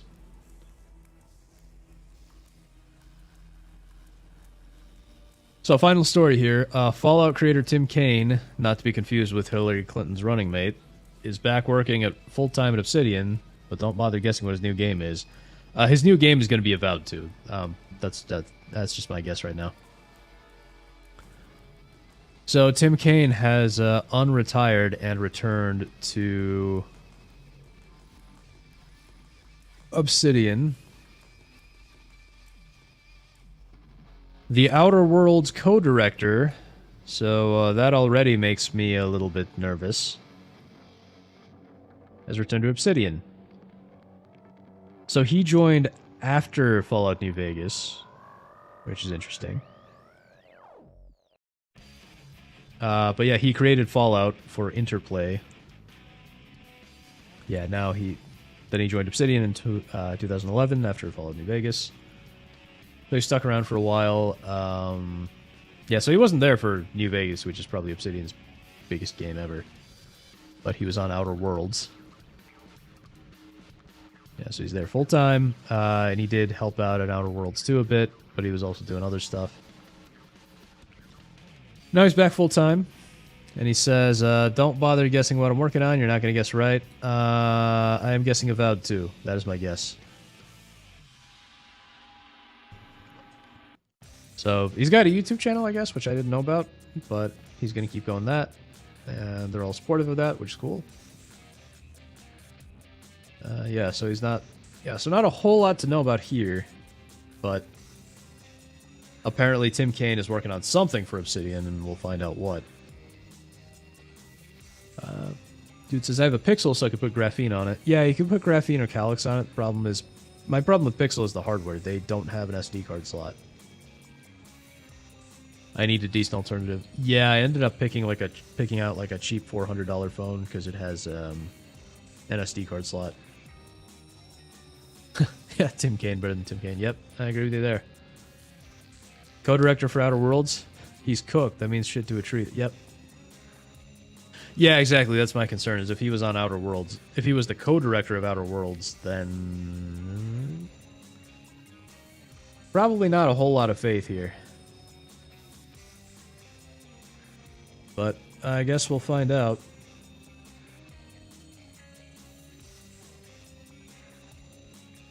So that is the news on Tim Kaine. There's not a whole lot to talk about here. Paul likes Outer Worlds 1. Yeah, I think Bliss said that he likes Outer Worlds 2, or at least that it's better than Outer Worlds 1. I played Outer Worlds 1.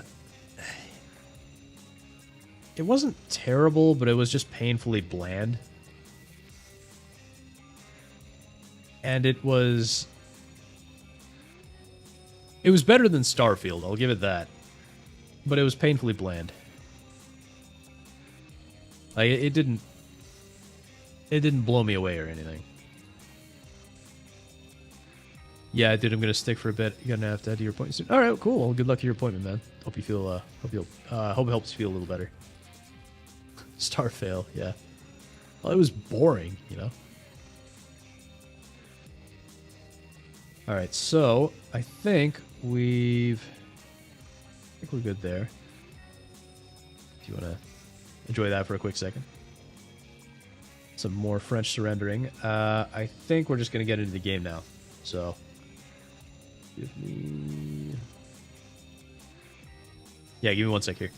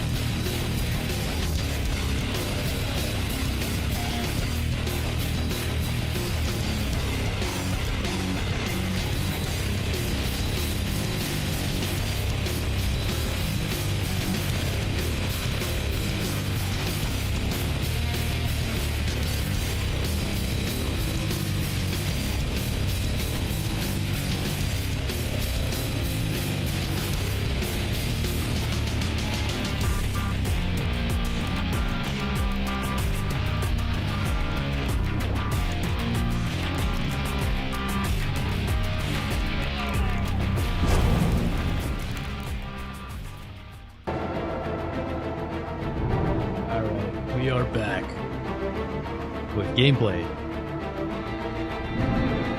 Anytime, see you guys later. Yeah, that's what most people do. They just nope out during the game. Oh, you were liking the song, Mingus? Ooh, sorry. Well, I hope you like the music here. I hope you like the middle of the music. Also, let me know if you guys ever get any echoes during this, because yeah, I'm using speakers for the gameplay. Alright, let's get into it. I think you're boner rising. Can Raiden even...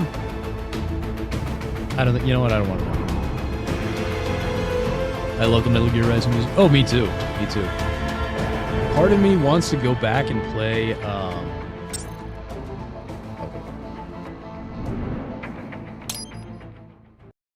Part of me wants to go back and play the Monsoon level that we just beat. For no other reason... You killed Monsoon. Than to hear the music again. The brains are in the server room undergoing training. Knock yourself out. Go nuts.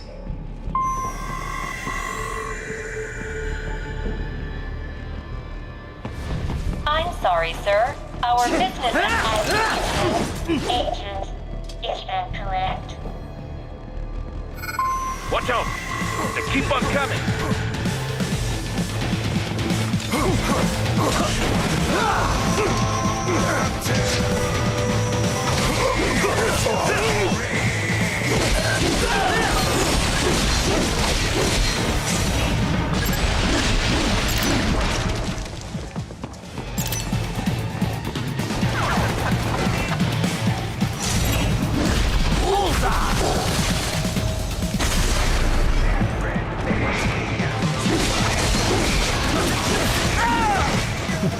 What is the robot receptionist doing here? Well, she's being very annoying.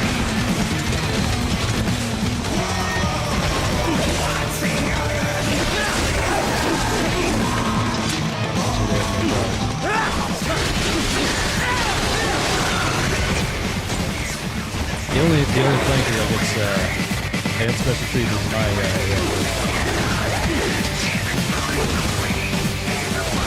Sergey, you're still impressed how good this game looks?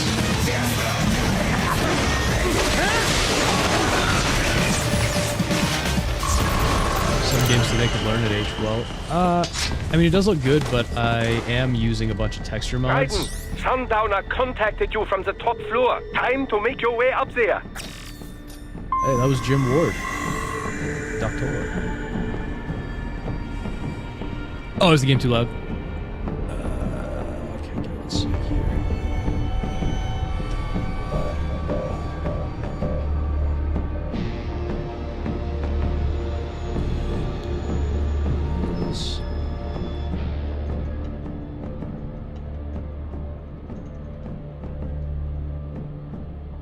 Okay, tell me if that's any better.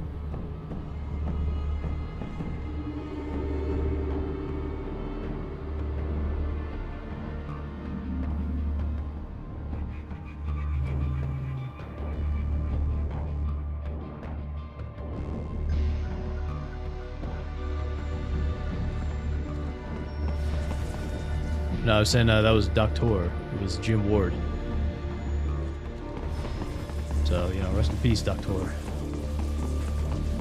But, yeah, so it's not, the game did age well, but I'm also using a bunch of texture mods to make it look better. So that's also part of it.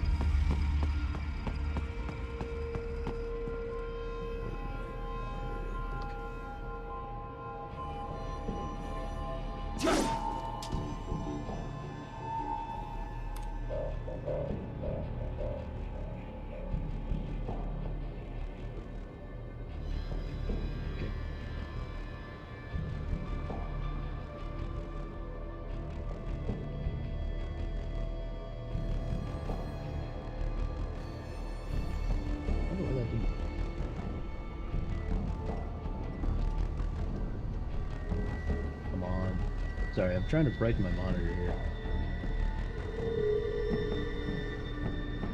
There we go. Now I can see what's going on. Jeez. Dude, you think you'll play this game once you're done with the Ninja Gaiden series? Yeah, do it. Like, I am actually really excited to play Ninja Gaiden 4 at some point because it looks a lot like it plays like Metal Gear Rising.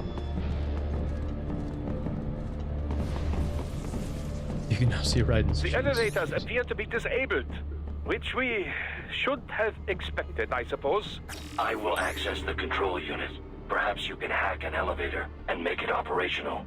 Ooh, splendid idea. By all means, yes. Hmm? It seems the guards are storming the building. Gaiden, get back to the entrance. Buy me some time to get this elevator operational. You can control that UGD as well, yes? Give them hell!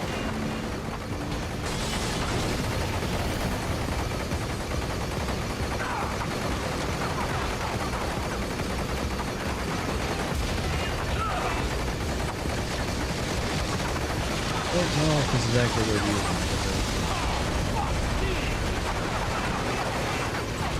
Yeah, I think I'm just gonna do the slicing and dicing.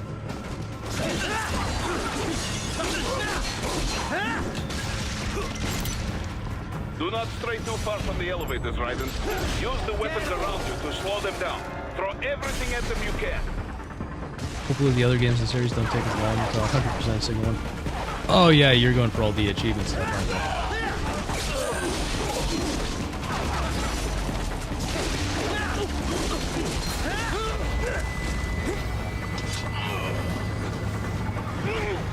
Wunderbar! My hack was a success. Board the elevator rein. Oh, that was good.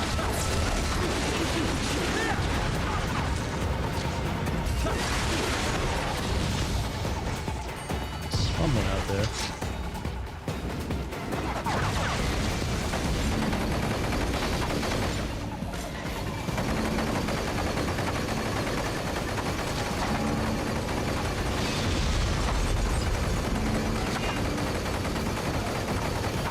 I don't know, see. Oh, they're still coming.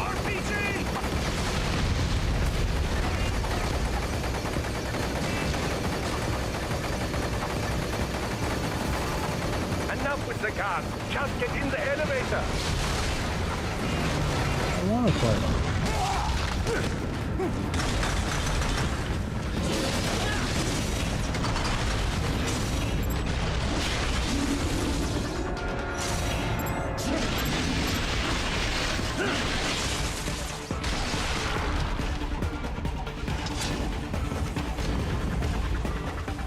Oh, I literally.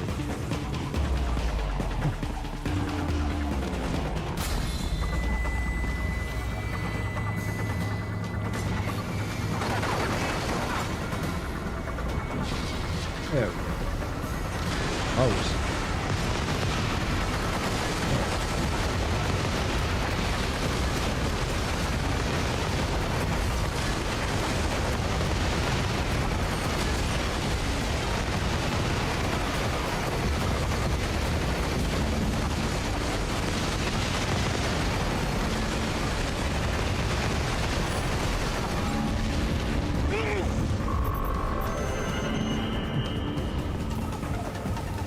For that? That sucked.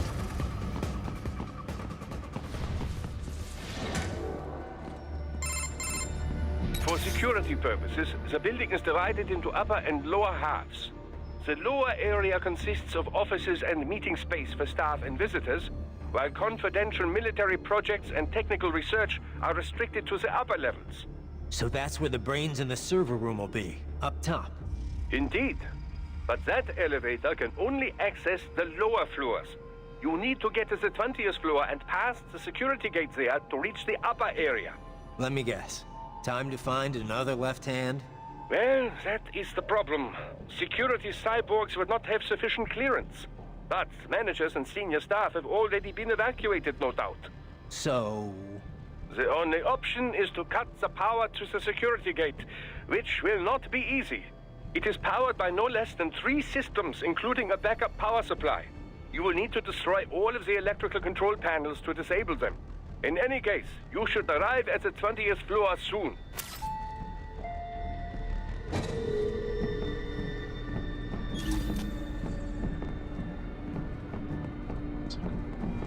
The electrical panels are most likely hidden in the walls. Use your enhanced AR to search for any unusual heat sources inside the walls there.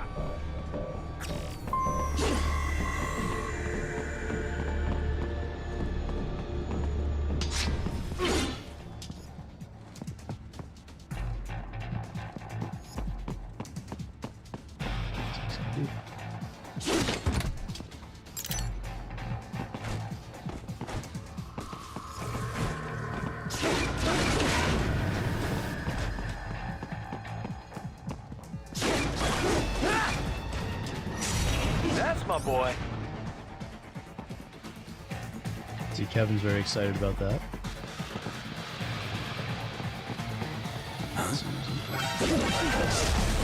Ah, they found you! No choice now! I got him!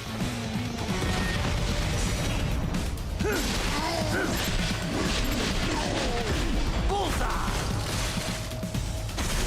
That's what I'm talking about.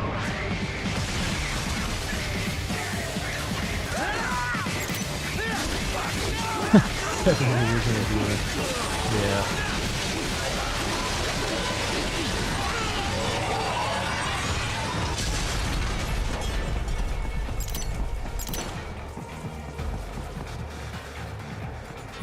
There should be an electrical panel nearby. Use your enhanced AR to locate it.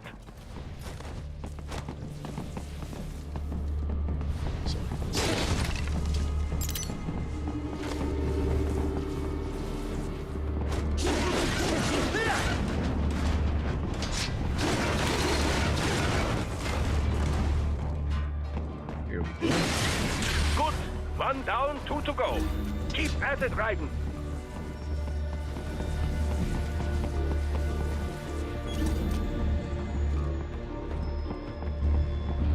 There should be an electrical panel nearby. Use your enhanced AR to locate it. Item box. Oh, okay, I don't need that. Excellent. Just one more. They keep on coming!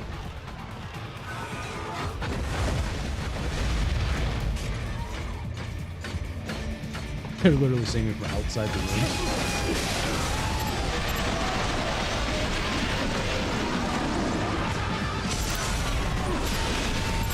Get off!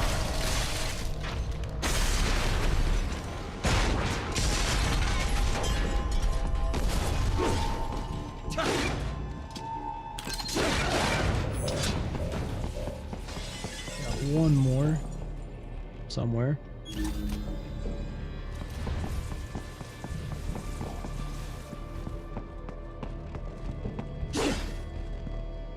Oh, this one. Let's see.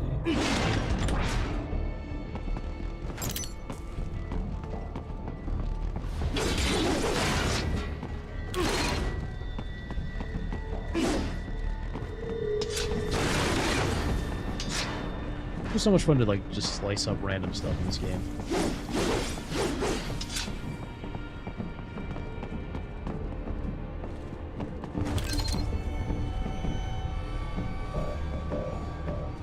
Ah, the security gate. It is composed of steel alloy bonded by a high-frequency electrical current. It should unlock once the power has been cut.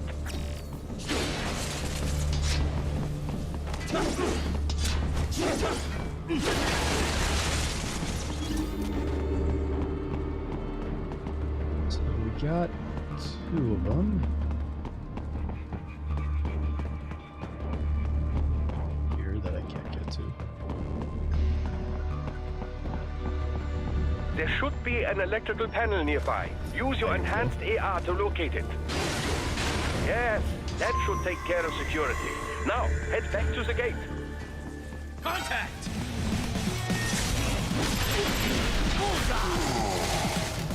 Hot What You Will was a great advertising line for the game. Yeah, I agree. That's a great name because there's so much stuff you can destroy in here.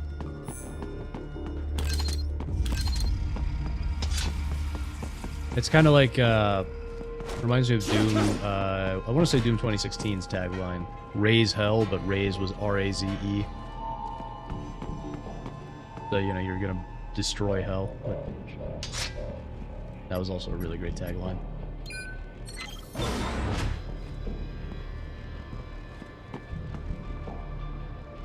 Perfect. Yeah, exactly. Oh. Oh, that was the one. Raiden, shall I activate your pain inhibitors now? No, keep them off. I need it this way. Well, as you wish. I must say, I have turned more than a few men into cyborgs, but you... Well, your past is most, What you getting at, Doc? Most of the time, you're working with First World ex-military. Grown men. Compared to the average Third World child soldier, I can't really complain. Most of them, they're the sort of guerrillas your typical patient gets paid to slaughter. Perhaps, but, This shouldn't be news to you, Doc. Yes, but, Look, just help me take care of those brains after I bring them back. I do my business, you do yours. Yes. Why so mean to Doc? He's been helping you out.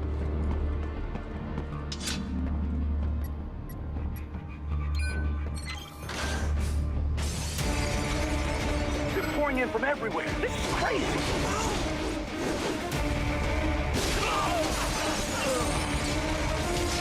Do not have to fight every enemy you encounter, Raiden. Try and keep moving. This is right. I really wish this game ran above 60 FPS naturally, because Nice of them to blow open the in door fast for me, motion yeah? like this, Idiot. you really want to be able to see what you're doing.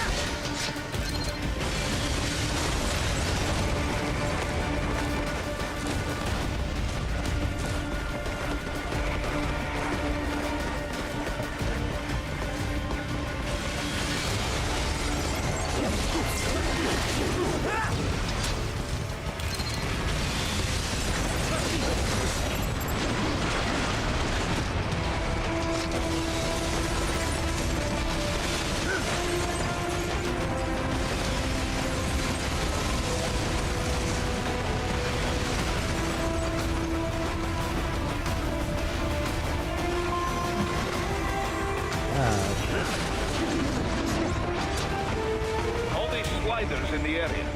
Perhaps they could be put to use.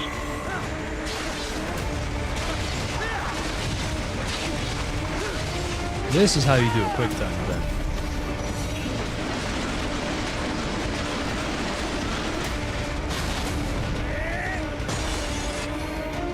Twice! I didn't even know you were here, buddy. How you doing? Thanks, yeah, I will have a good stream. The more the magicer. Hey, always good to see you twice. Yeah, I know you're about to start streaming too, so hey, you have a great stream too, buddy.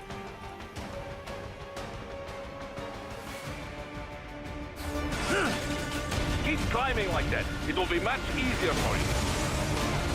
I love them all running like Spider-Man now. I hate the camera angle here, though. Good, Raiden. Yeah.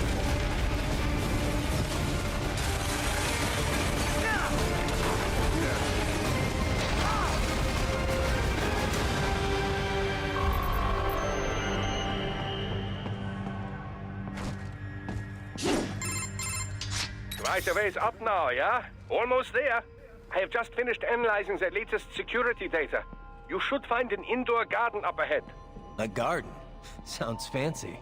A Japanese garden, to be precise. It is an area set aside for VIPs. Apparently, one of World Marshal's directors is a rather serious Japanese culture enthusiast. All right, so what's this got to do with me? Is there something I need from the garden? Not at all. You need only pass through that area to arrive at a freight elevator. I found a route to the elevator controls through the unit we hijacked downstairs. I have located the server room as well. You can reach it via the freight elevator. Great work, Doc. Elementary, my dear Raiden. Now, head for the garden. I forget if we actually meet the weeb that he was talking about or not.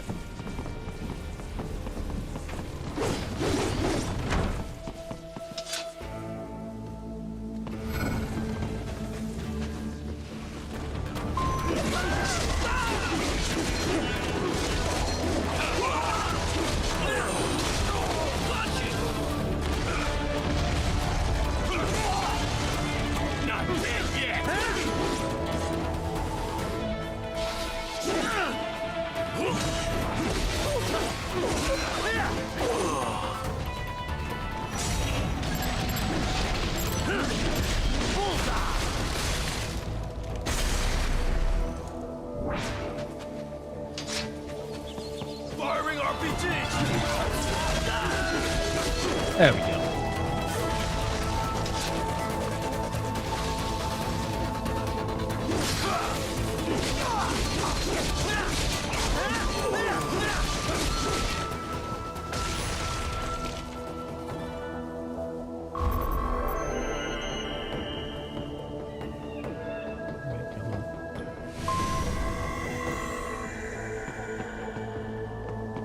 I'm assuming I just cut my way through.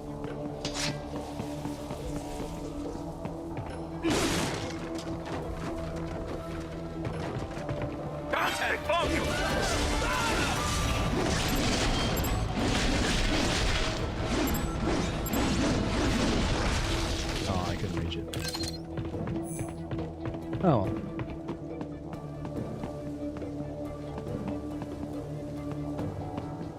Thought about streaming tonight, but then I realized I was starting 30 minutes before Dorito Pope. When is Dorito Pope starting? I know, The main exit is sealed. I very much doubt you can get through there. The catwalk above you is connected to a corridor meant for transporting materials. You can take that to the elevator. 7:30 Eastern. Okay. Yeah, so it'll be like...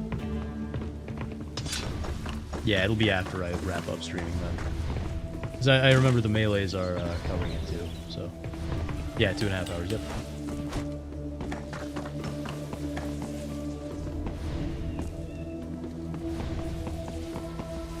Yeah, like, I mean, I'm sure a lot of you guys feel the same way. I have zero interest. And this is what I was saying DSP was talking about earlier, that got me watching him.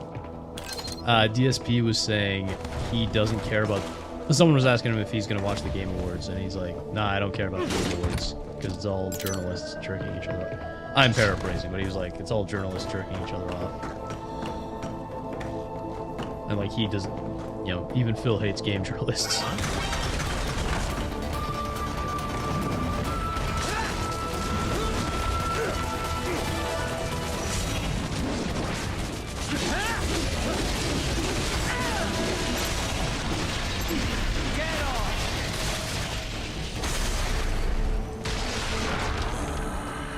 Yeah, like, I don't even care about the Game Awards, to be honest, but I do, and this, is, again, is exactly what Phil was saying. I don't care about the actual Game Awards, I'm just interested in the game reveals and trailers. Let's see.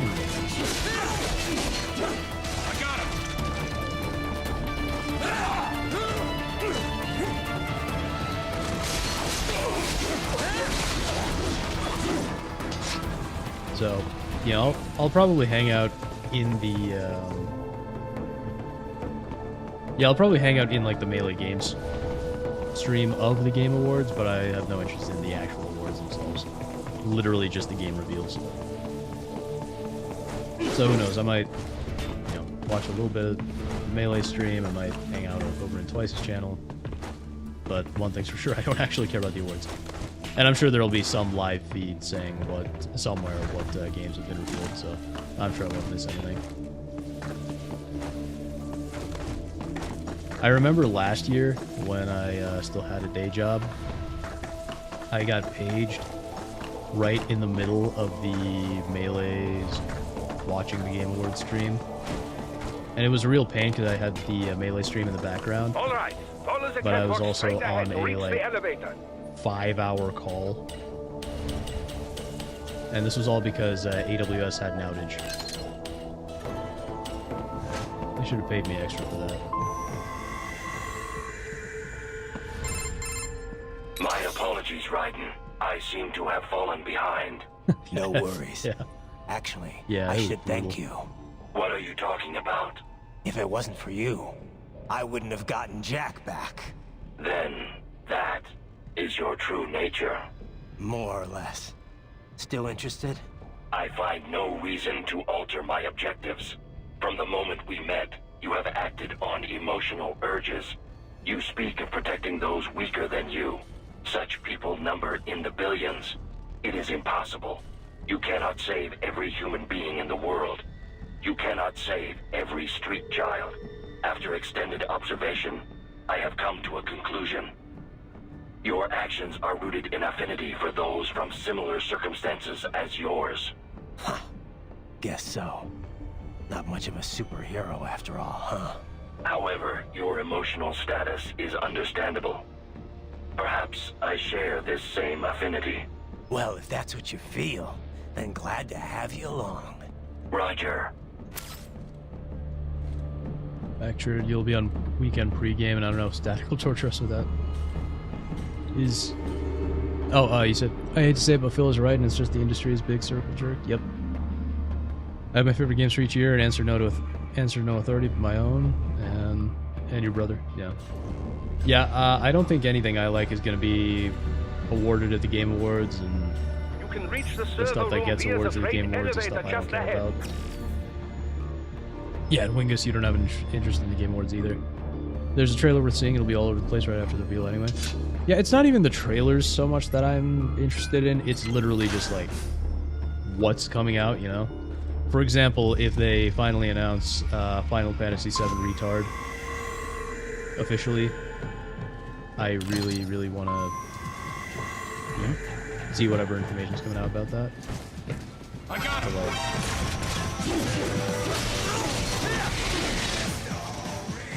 But I don't really care so much about the trailer. I just want to know more about what's coming.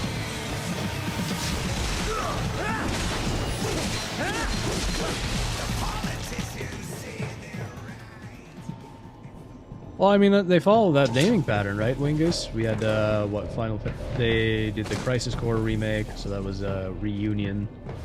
Then they had, then each part of the remake's been Remake, Rebirth, and so, you know, Retard, it fits nicely. And until they actually tell us what the heck they're calling the game, that's what I'm going with. Let's see. Can you go?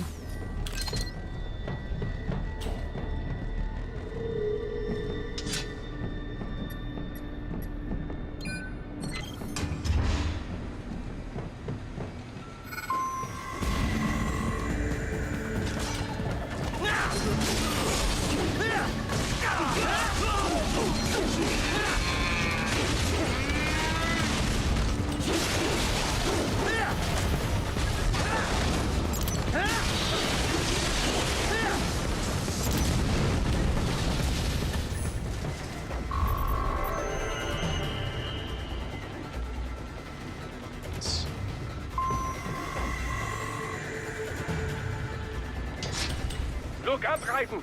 Another freight platform! Look out! Incoming!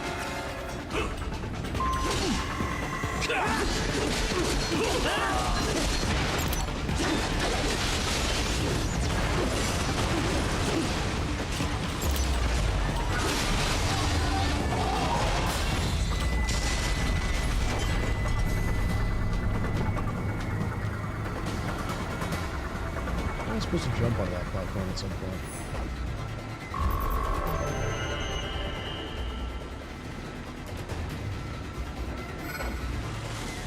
Piece of shit!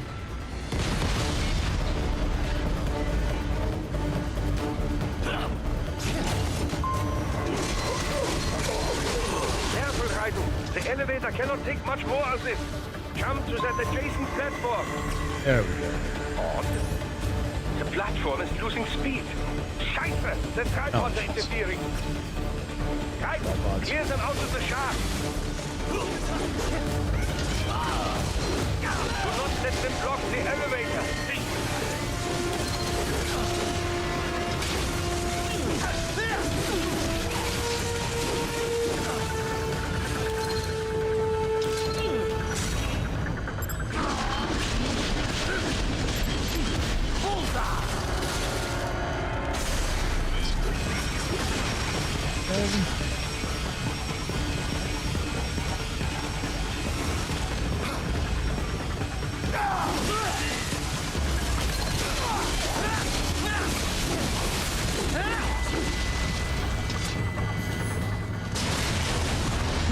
Just in time.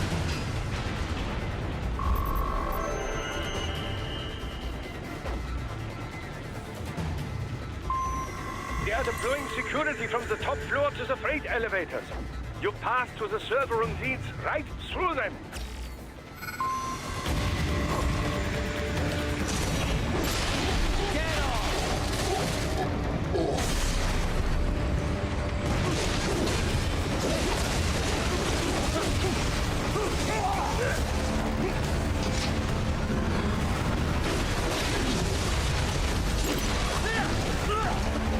Who's shooting at me?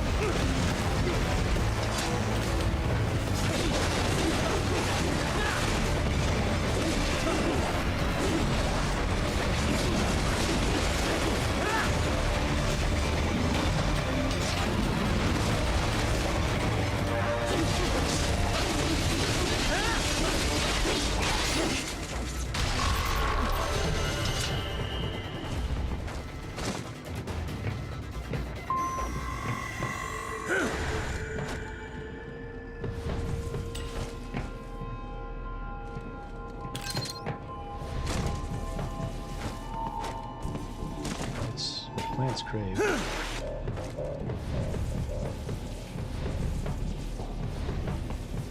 Outside here. Time to keep going. The server room's ahead? Yes, according to what I have here. What should I expect to find? If they're VR training those brains, I'm guessing it won't look like your typical IT department. Quite right. Most of it will likely be occupied by life support units. Feeding oxygen and nutrition to the brains they have stored, you know. They would also need a server to feed them the VR data, but in terms of structure, it's really more brain storage and maintenance than a server room.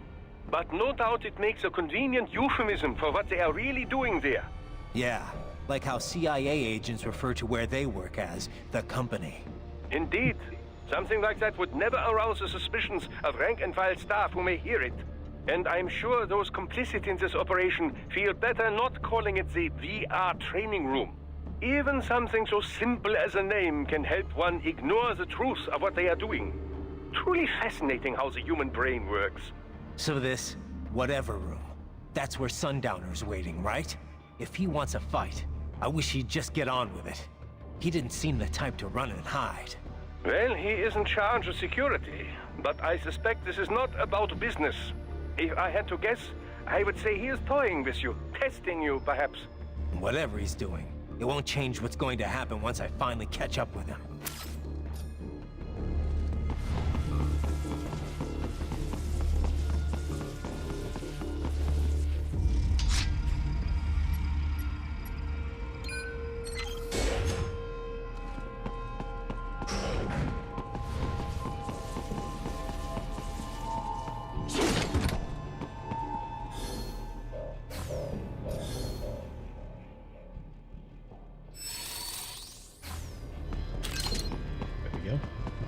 Supply. Because as I remember, Sundowner is actually pretty tough. Oh crap! I remember this room. What? Miss Troll? But she's... No. A spare body, if I had to guess. Likely controlled by an AI.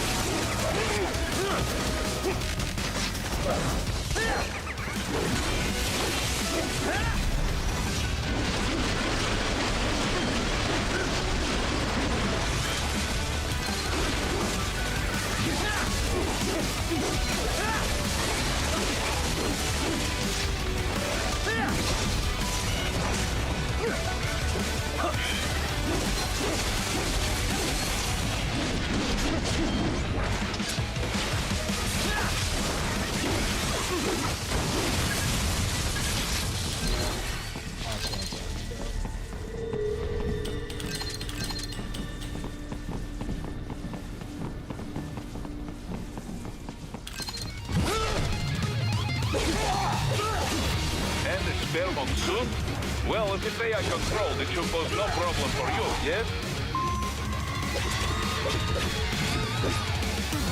You know what? I'm moving this just for the music. I just wish this was the full song, not just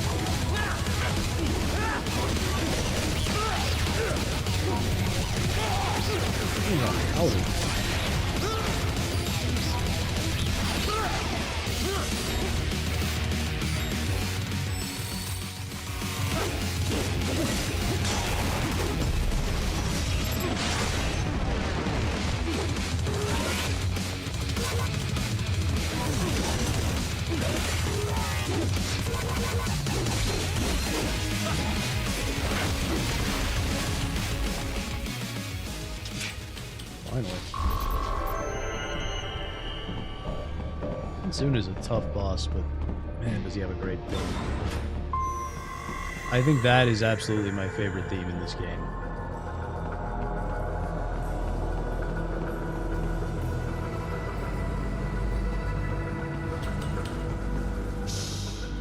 Don't disrupt the students while class is in session. I believe you're familiar with the lesson plan. The same regimen you went through in Liberia. Effective program. Just look how you turned out. Of course, running it in the real world just got a bit too complicated. Doing it virtually, though, no fuss, no muss. Straight to the brain. It's like a dream. Well, maybe dream is the wrong word. They do kill some POWs, some civilians. They enjoy it, though. We give their pleasure centers a nice big jolt every time.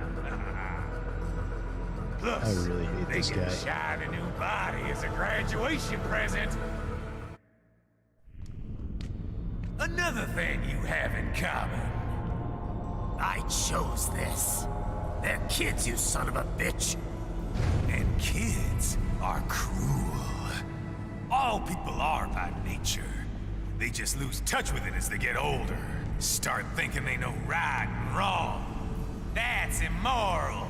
War crime this, code of conduct that. Kids, you can mold, manipulate into performing all kinds of atrocities. And there's nothing like a good atrocity to keep a war going. That's why I'm shutting you down. You just don't see the bigger picture, do you?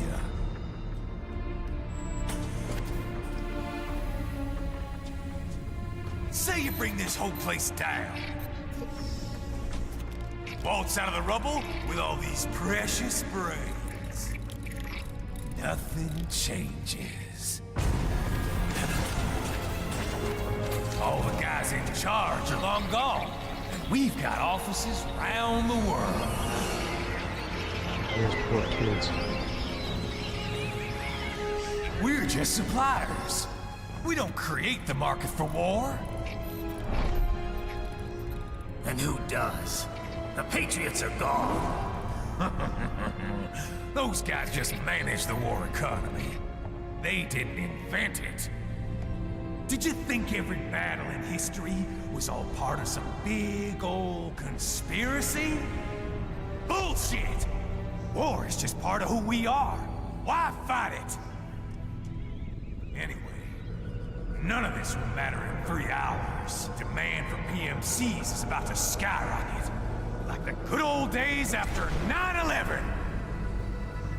What are you talking about? Not here. Follow me. Raiden, get Sundowner.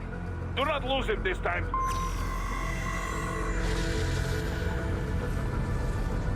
That was ominous.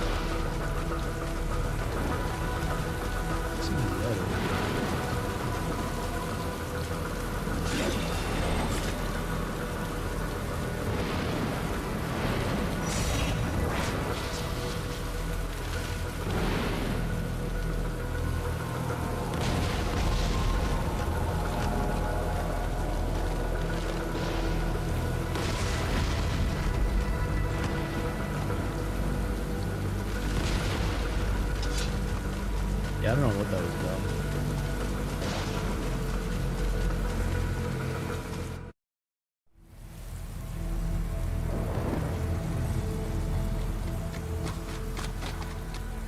How's this, Jack? We can play up here without damaging the merchandise. What happens in 3 hours? Don't matter. You're too late. Even at Mach 2, you wouldn't make it. And killing you is gonna take some time. Slow and painful.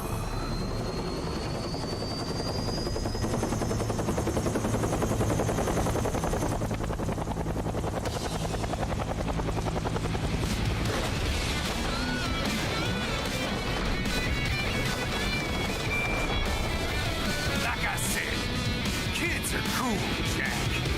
And I'm very in touch with my inner child.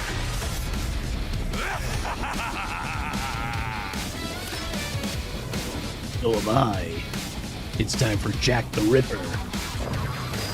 It's time for Jack to let her rip. You can be cooler than that, Jack.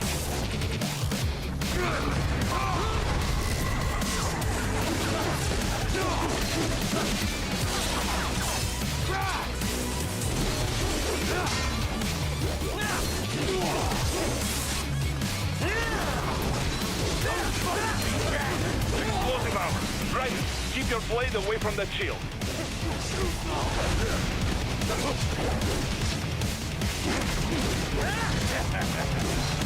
Come on! Try and hit me!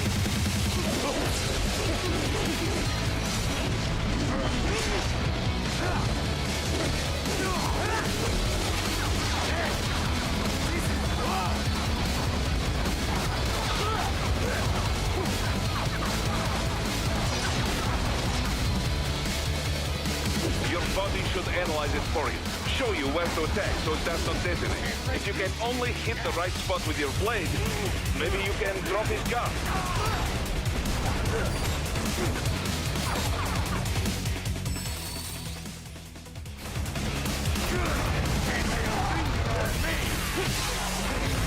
Can't break this shit, Jack!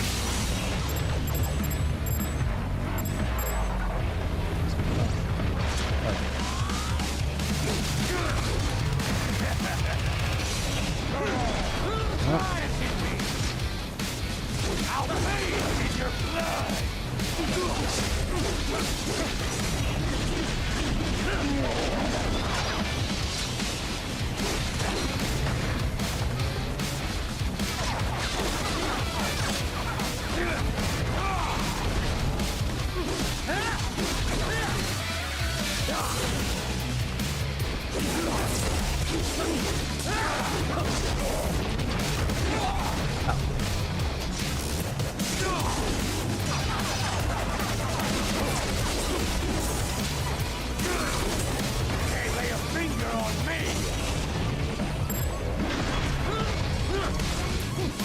really hard to run.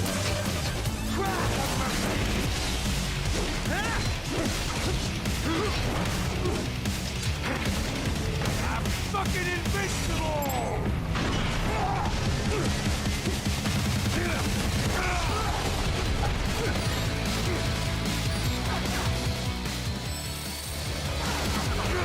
Can't lay a finger on me!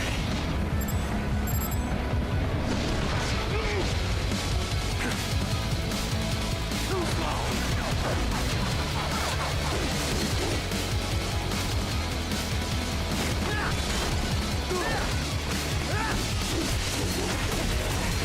Can't break this shit! What the?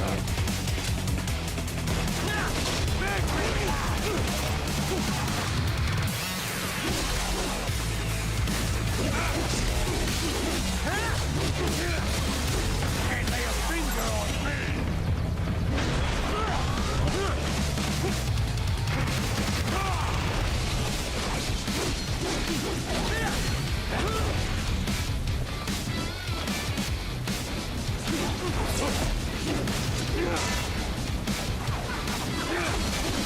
I'm fucking invincible!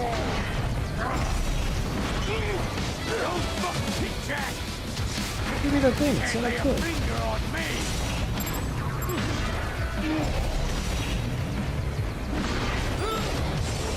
The fuck? What the heck? Come on!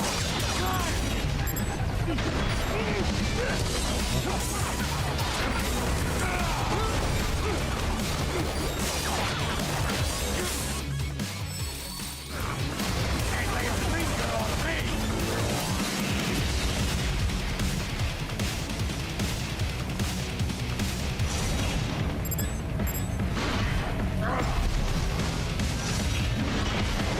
Don't fuck with me, Jack! Come on! Try it! Now you got it!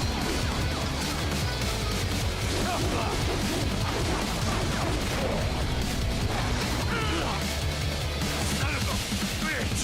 Nice. You did it. Got me!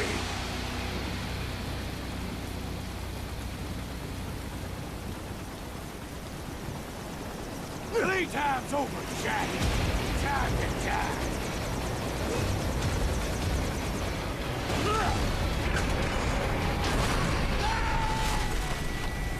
Dang it. Damn it!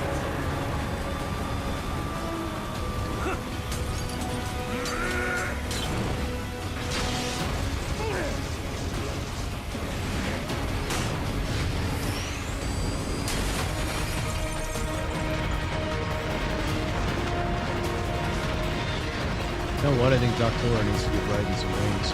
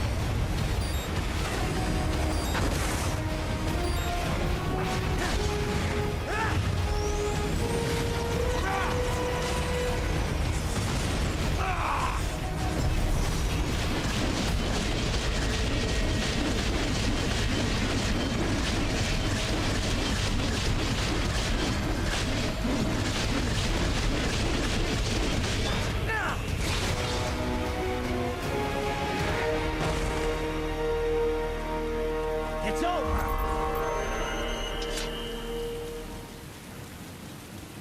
Nice. Attaboy, Jack. What happens in 3 hours? He'll launch Operation Tecumseh. Who? Armstrong? I've already said too much. I have a call to make. Got yourself shaving? Asshole. He's good. Real good. You knew this would happen, didn't you? Well, you get your wish. Up to you now. Sam. Raiden here. I've taken Marshall HQ. Yeah. I have just entered Denver airspace. I will be there soon. Hurry. Raiden, what Sundowner said. I know. Anything that'll rival 9/11 cannot be good. And in 3 hours, maybe less. He said even Mach 2 could not get there in time. If he was serious, that's over 4,000 miles away. 4,500. So whatever it is, it's not happening on American soil. If it's gonna spike demand for PMCs, it's gotta be a political hotspot. A coup or civil war in a stable region wouldn't have a domino effect. And they'd want to draw in a superpower. No. What? The president. He's on his way to Pakistan. If something happens to him there... Oh, shit. The War on Terror Part 2. Contact the military. Official channels are frozen since Mexico. Unofficial channels will take too long. Besides, what's our proof? Who's gonna believe us over World Marshal? Then we have to get there first. Невозможно. Impossible. It is the other side of the planet. Even if we were in the world's fastest jet right now, it's not even close. Hold up. It's not a jet we need. Courtney? An RLV would make it with time to spare. That's... Mach 23 if we're talking 1 atmosphere. 17,650 miles per hour. That would make Pakistan in under half an hour. Right. Contact Solus.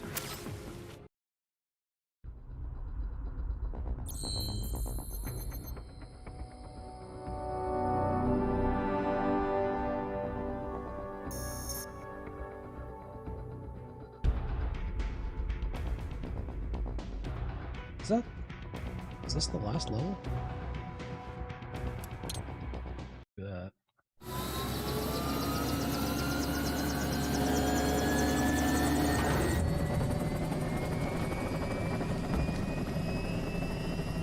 Oh no. Cargo's all set to go, sir. Excellent. Commencing takeoff in semi-auto mode.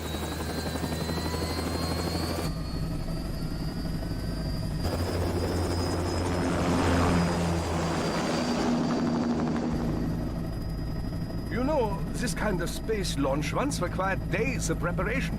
Solus has been conducting test flights almost every day for the last 6 months. As long as we're not breaking atmosphere, they said they can reroute today's flight no problem. Amazing. The Earth is the cradle of humanity, but mankind cannot stay in the cradle forever. I'm only going as far as the thermosphere. This thing can't pass the Kármán line. That lunar vacation will just have to wait. And here I was hoping you might bring me back a monolith. Scheiße! 2 bogies closing fast! Is it? Who else? The flight pattern suggests unmanned MQ-320s.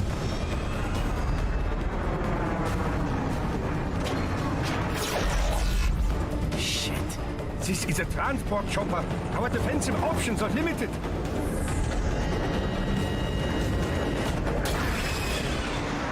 Missiles incoming!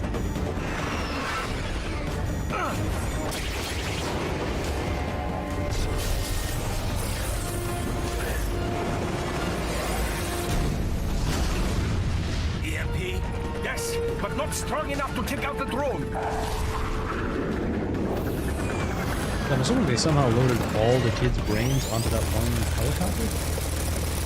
Here they come! I'll handle this. Raiden! Have a nice flight. And people say Germans aren't funny. Huh.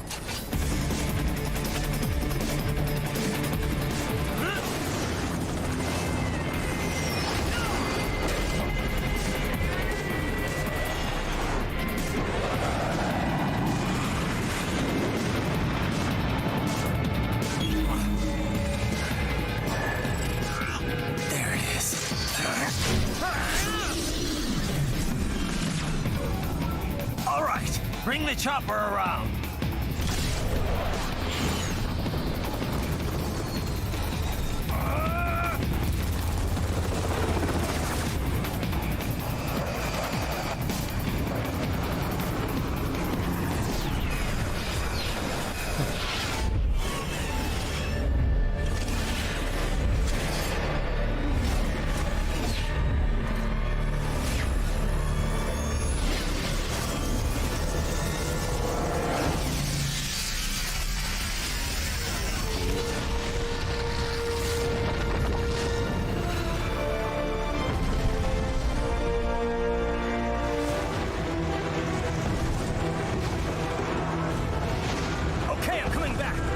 This is easier said than done, you know.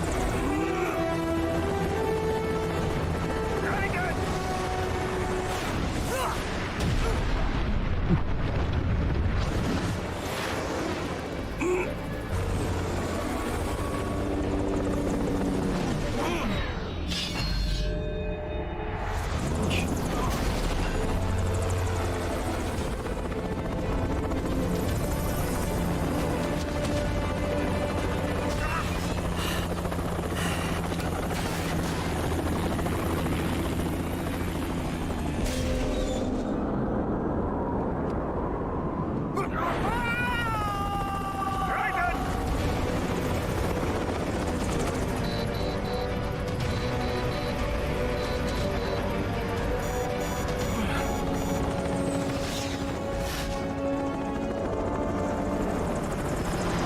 Sorry, my friend.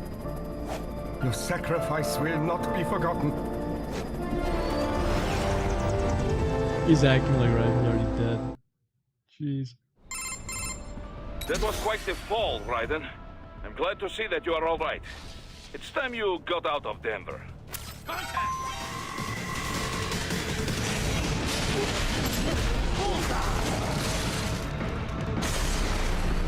Here I am, just in a giant crater.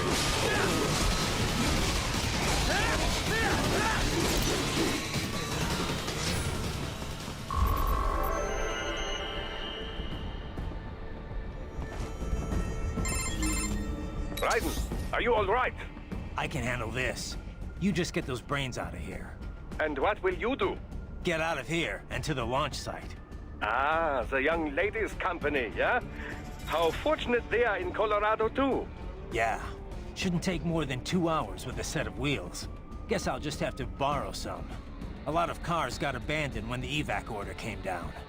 But won't the roads be blocked? If you are struck by one of those missiles, or... I know. Let me just worry about putting some distance between me and World Marshal, and what's left of it. So will there be a group of people dancing after this worse than 9/11 moment? I don't know, you thinking of dancing Pakistanis?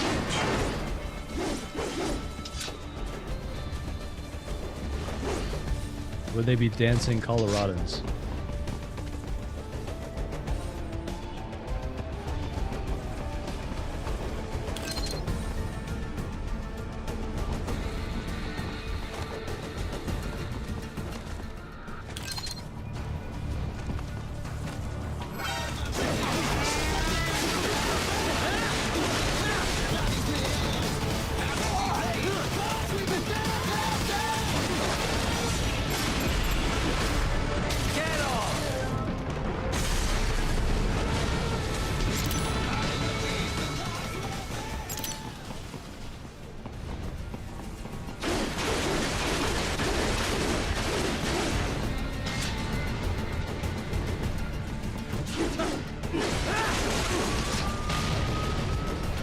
I think there were no kids in there.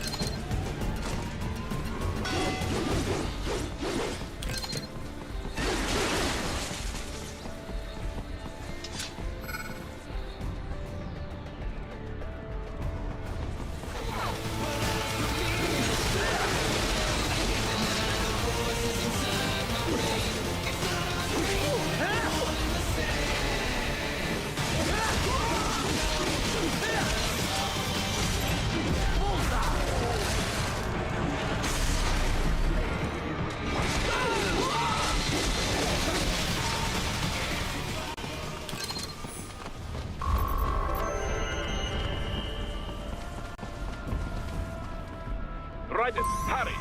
It may be an RLV, but it still needs time to accelerate and decelerate from first cosmic velocity. It could require more than 30 minutes to get to Pakistan.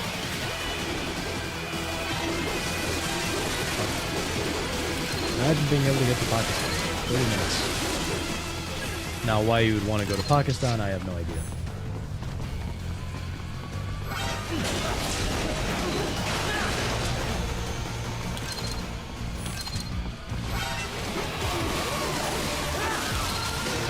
Dude, you just send me some anime news? Okay. Let's see. Do you have a bonus topic? Oh. Discord. Alright. So, let's see if I can show this to you guys. No.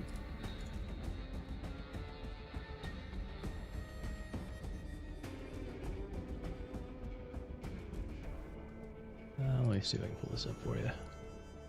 Here we go.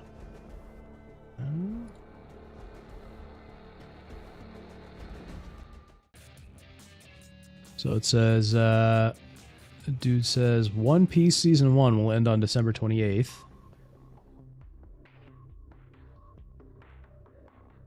With episode 1155 concluding the Egghead arc.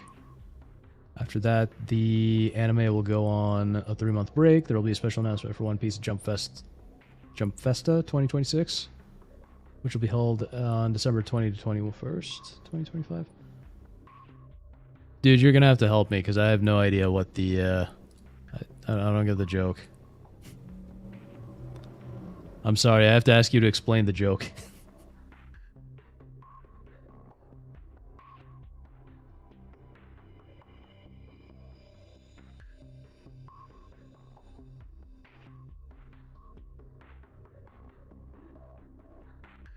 Oh, season 1 is 100.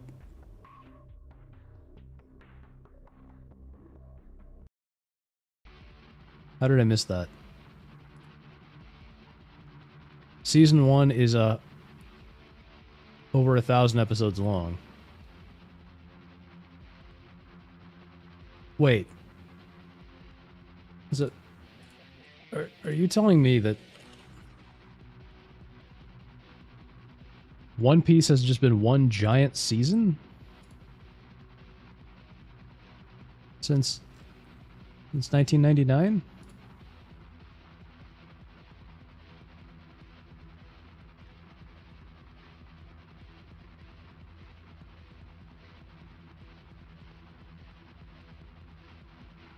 Yeah, well, I know it's been running a long time, but it's like...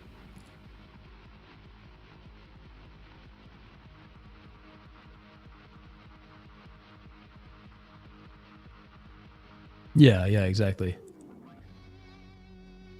So I guess they're considering all of this one season?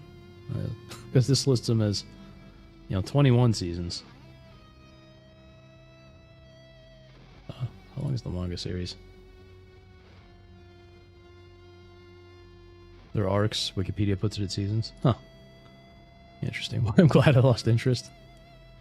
I mean, you got some to watch all the time, right? Is it still going?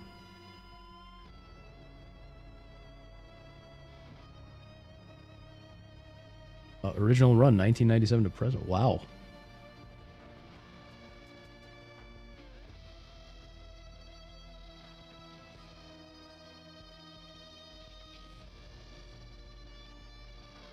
Oh, there's a one world government? Huh.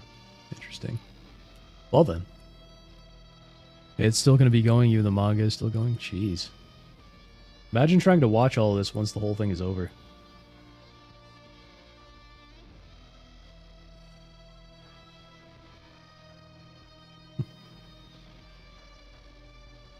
The one thing with this is it's kind of like trying to watch this, I guess, is kind of like playing one of those live service games in the sense that you'd never see the full ending.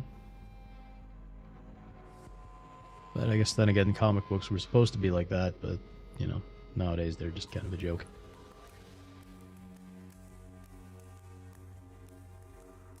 Then again, comic books were supposed to be a lot of one-off adventures, and now I think the creator's trying to go for the world record of longest running manga, which I want to say he has, but not 100%. Wait, I thought I saw something here. Best-selling... It holds various publishing records, including the highest initial print run for any book in Japan. In both 2015 and 2022, it's at the Guinness World Record for most copies published for the same comic book series by a single author. So there you go. To be honest, I'm waiting for One Piece Kai. They need to fix the pacing. One episode equals one chapter doesn't really work. Well, yeah, I mean, if you have 1,100 and this has 52, I guess they're not counting the last ones. But if you have over 1,000 episodes, I don't think that really works. I would think that a chapter would be like one of these story arcs, right? But yeah. Yeah, I guess the difference between this and like a comic book is that comic books typically have like, they have their story arcs, but it's a lot of like one-off stories and the character is just sort of going through it. Whereas with something like One Piece, I think they're still hunting for the ultimate treasure. So it's like, it's one big story arc in a sense. So it's like, will they ever actually get their, you know, the One Piece treasure?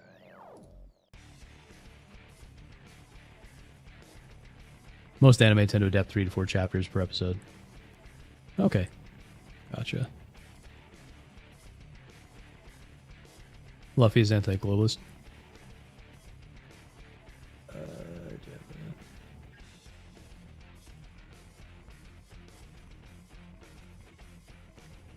Okay, I don't have a clip for that, but I'll just say based. Maybe the One Piece was the friends we made along the way. That is such a cop-out. But yeah, that's the thing, is that I think that's the thing with the big difference, I would say, typically between like the manga and anime stuff and like Western comic books, is that traditionally Western comic books have all these story arcs, but you would, you know, every story would have an ending and then the next thing would be its own thing, whereas with anime and manga, the stories typically are one big, long story arc, in a sense. So if One Piece does end, I assume they would finally find whatever the treasure is. But it's been going on for decades. Which, in a sense, it's cool, because the whole thing keeps going, but in another sense, it's like, sometimes you start to think, will we ever just get an ending, you know? Man. Yeah, the only anime I really ever got into was One Punch Man, and well, you know how that's going. It's a real shame, because One Punch Man Season 1 was so good. And then Season 2 was really boring, and apparently Season 3 is really poorly animated, so that's a shame. That's a shame.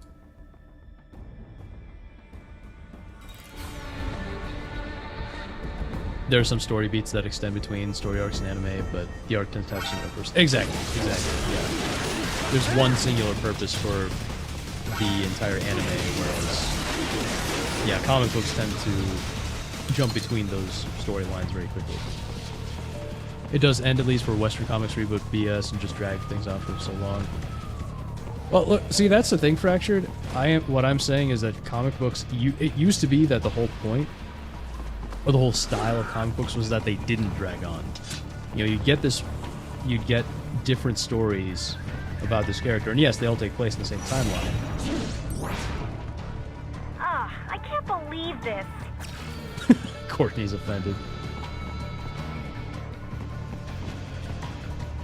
But yeah, you used to get these like one-off stories, shorter story arcs and things, and then in the mid to late 2000s, that's when comic books started getting completely creatively bankrupt.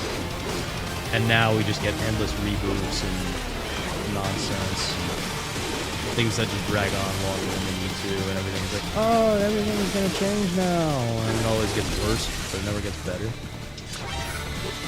So, like, I appreciate manga and anime for what it is. it's never going to be the same as having good comic books. You know, good Western comics.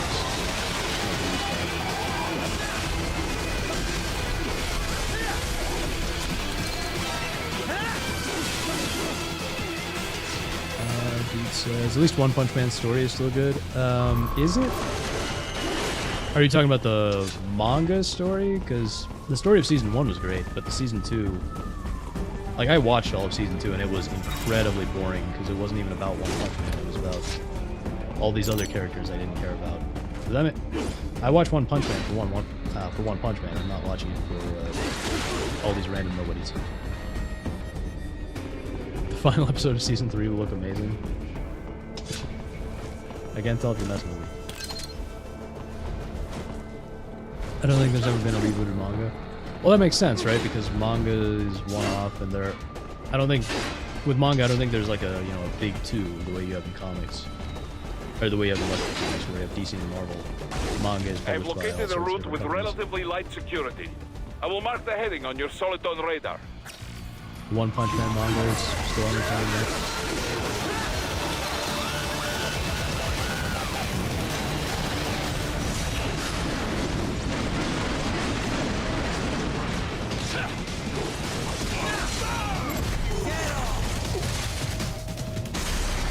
I think one of the things that, well, I mean, the storytelling is very different anyway, but I think one of the other things that always just kind of kept me away from watching manga, or sorry, reading manga, is that they don't usually color them. And, you know, Western comics are usually in color, and a good colorist really makes a difference.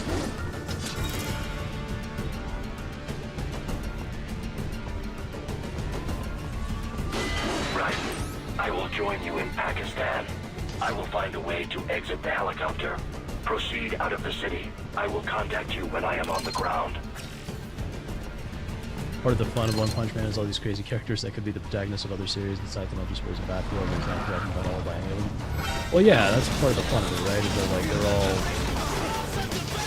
He lives rent-free in all their heads, and, you know, to him, they're just like, oh yeah, you right.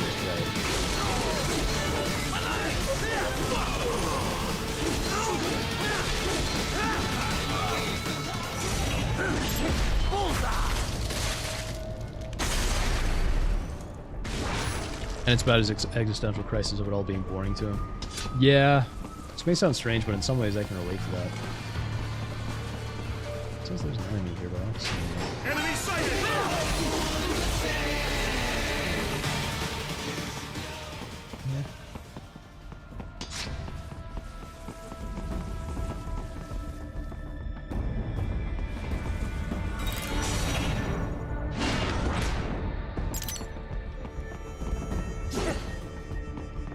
Enemy behind you!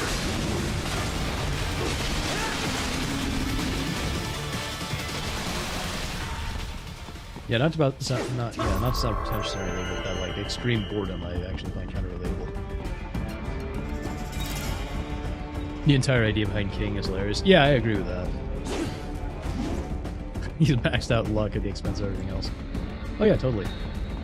Yeah, like that was funny, but I wish they had focused more on like, you know, him and Saitama instead of that, all that other nonsense with all these other characters that I literally do not care about.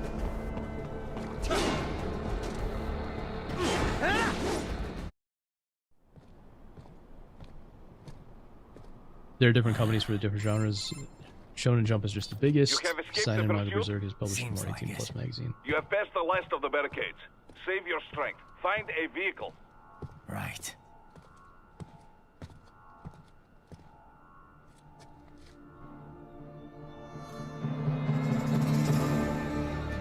That should do nicely.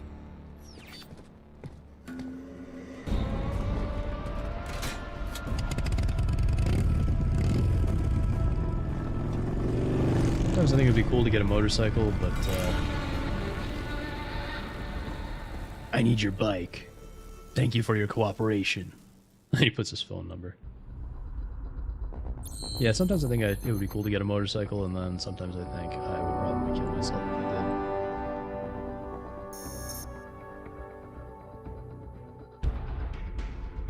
Let's see...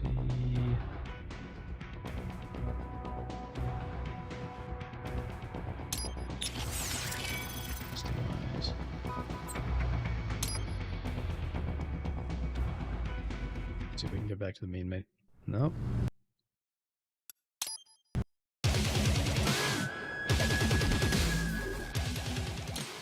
Title here.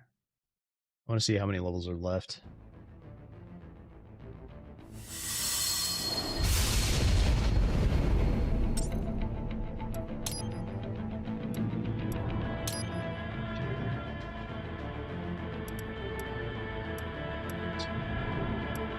Oh, because there's only 2 more levels.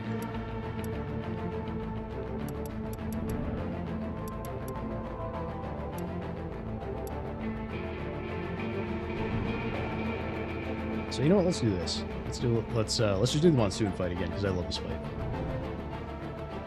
All of Season 3 is about how the Monster Association kidnapped a VIP's kid and how the other heroes and monsters handle the situation. Saitama just stumbles into the lair and saves the day. Yeah. I mean, I get that it can be difficult to write stuff that isn't just, just Saitama. It can be difficult to write considering how quickly he completes everything. But, I mean, he's the character I'm really there for. If he's not involved in something, then it's like, why are you telling me about this? That was the problem I had with Season 2.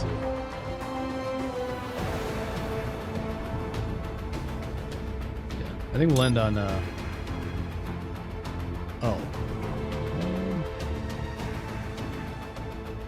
you know what? Let's just do it. We can always reselect the chapter.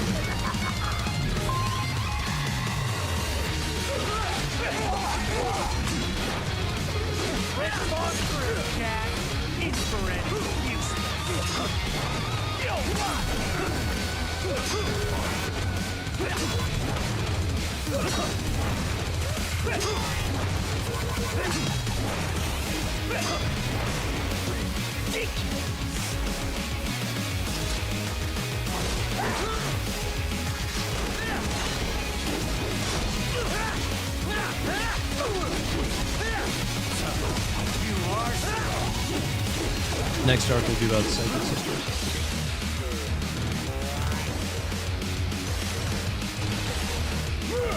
Like I said, I haven't read any manga or anything, so. This one's on me!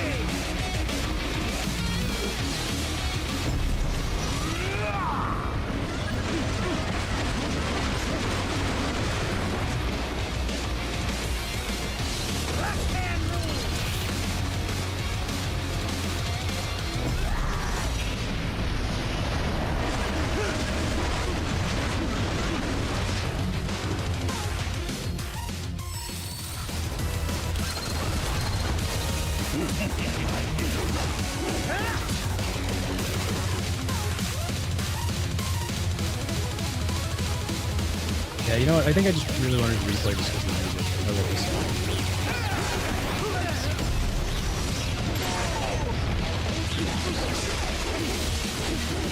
Psychic Sisters set the 2 everywhere. Were they in the first season?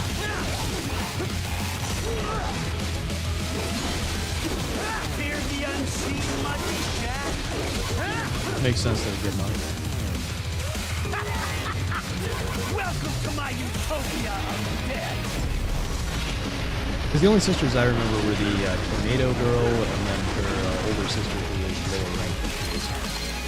Magnetic force, Jack! Nature!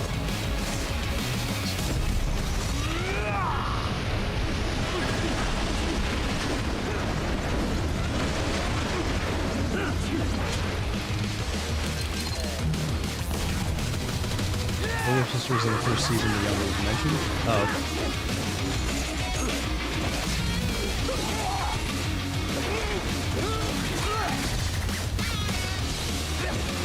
Oh, Tornado is older? I thought she was younger. Because she looks like a child. Or that was the joke, but Saitama thought she was a child.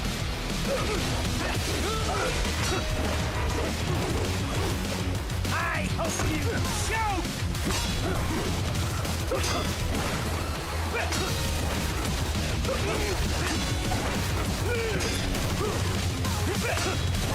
Give it up!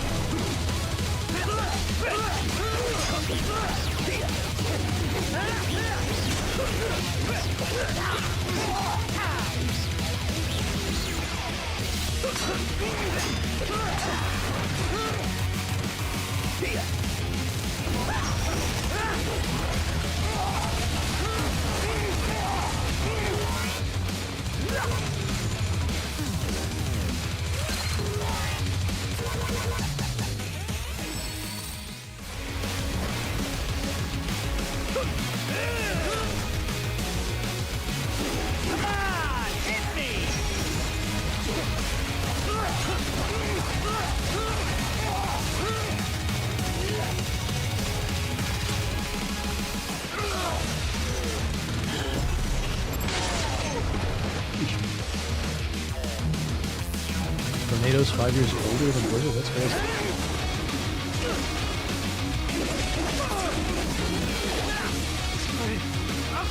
Well, she looks so much younger, right?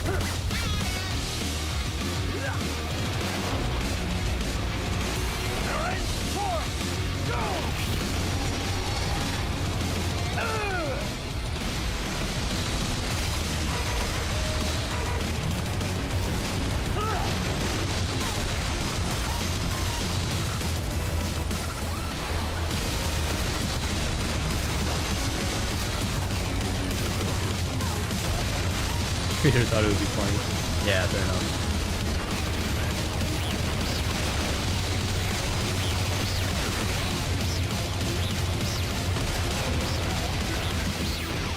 Oh, yeah. That song forever really good.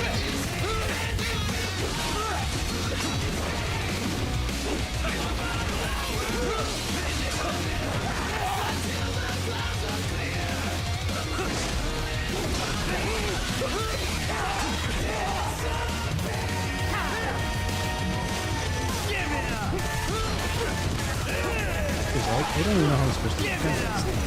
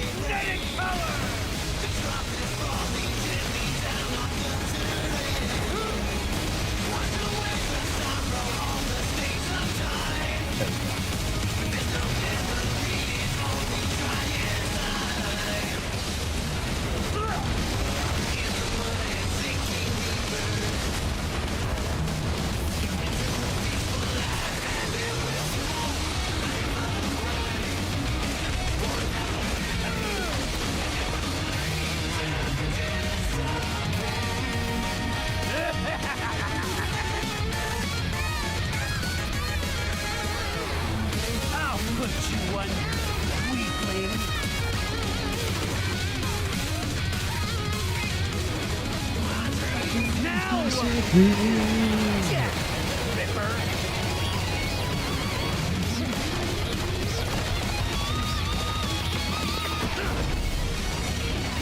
dead. Dead on.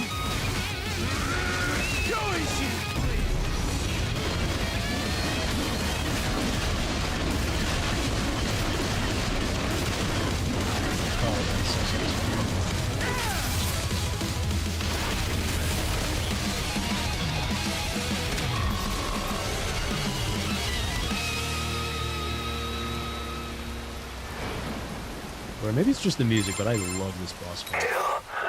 Don't be your me. Alright. Alright, so I think we're gonna call it there. Man, I love this game. But I want to save a little bit for next time. Couldn't even get the S rank. Oh yeah, I'm just playing for fun, man.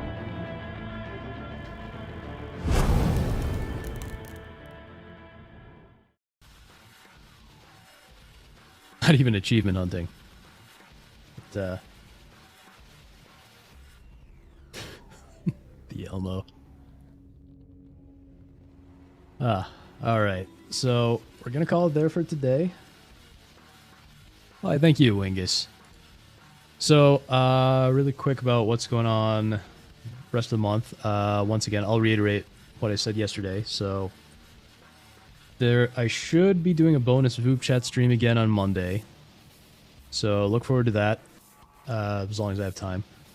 We'll have another regular Thursday stream on Thursday next week. And then I think there'll be a Christmas Day stream, since that is a Thursday anyway. And then the final week of December, New Year's Eve. I probably won't do a stream on New Year's Day. Instead, I'll do the stream New Year's Eve. So that'll be like a late night stream. And, you know, that'll just be like a chill hangout stream. I'm thinking we might play Katamari Damacy, because that's like a, you know, we might watch the New Year's Eve ball drop, and it's a game about a giant, pulling a giant ball anyway, so. Yeah, we'll play that. You know, it'll just be like a chill hangout stream, and we might watch like the ball drop on the New Year thing also. And who knows? Maybe I'll bring some of you guys on in Discord, and we can just chat and hang out on stream. So yeah, it'll be a very chill stream, New Year's Eve. So look forward to that. And yeah, that is the rest of the month. So in the if you guys are looking forward to, oh, and I might try and pop on the Melee Town Square tomorrow. And I know Slosh has a surprise planned. I may also have a surprise planned involving a certain song that I know, Fractured. I know you love this song. Breaking the law. So a certain surprise involving that song, maybe. And I'll probably be hanging out in the Melee chat tonight while they're doing the Game Awards stuff. So there'll be that, and then what else? We'll do a Town Square pregame stream. Nice, dude. Nice, yeah. Amazing, the Flaming Elmo Standard Honorable. Kingdom Hearts. Yeah, well, that was a hoot. Yeah, I'm glad you had fun. Glad you enjoyed it. I can't listen to the song. Even if we change the singer, Fractured?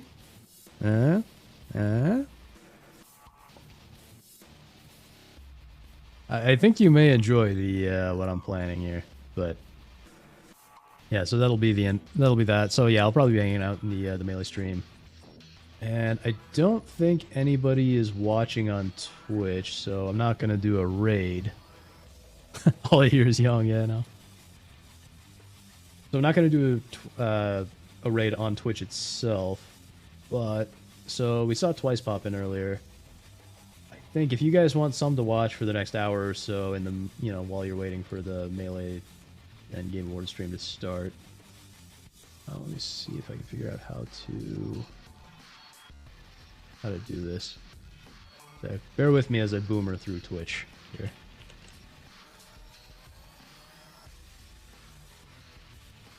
I do apologize, folks. I am a bit of a boomer. No, shut up, Twitch. Leave me alone. Stop auto-playing. So I'm going to paste the link to my buddy Twice here, and he's streaming right now.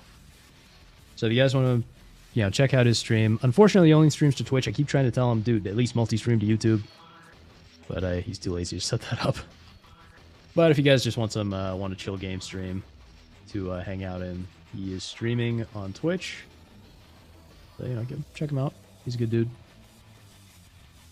What was he playing? I don't know he's playing because Twitch wants me to... Oh, it's a game called Unbeatable. So, yeah. If you guys want to check him out, that's where he is. So, you know. Of course, if you go there, be nice. You know, he's a friend of mine. But yeah, so hopefully that'll tide you over for the next hour if you're into that. And I will see you guys either in the Melee chat or tomorrow or next week. So thank you guys so much for being here. Oh, and one more thing, fucker. Before I go, don't forget to like and subscribe. And you know what? Let me give you this really quick. Got it? Okay. Now fuck off. There you go. There's your Margot Robbie for today. And yeah, have a lovely evening. Even you stream to YouTube? Yeah. Yeah. All right. Yeah. Have a lovely evening, guys, and I hope you enjoy the Dorito Pope Awards.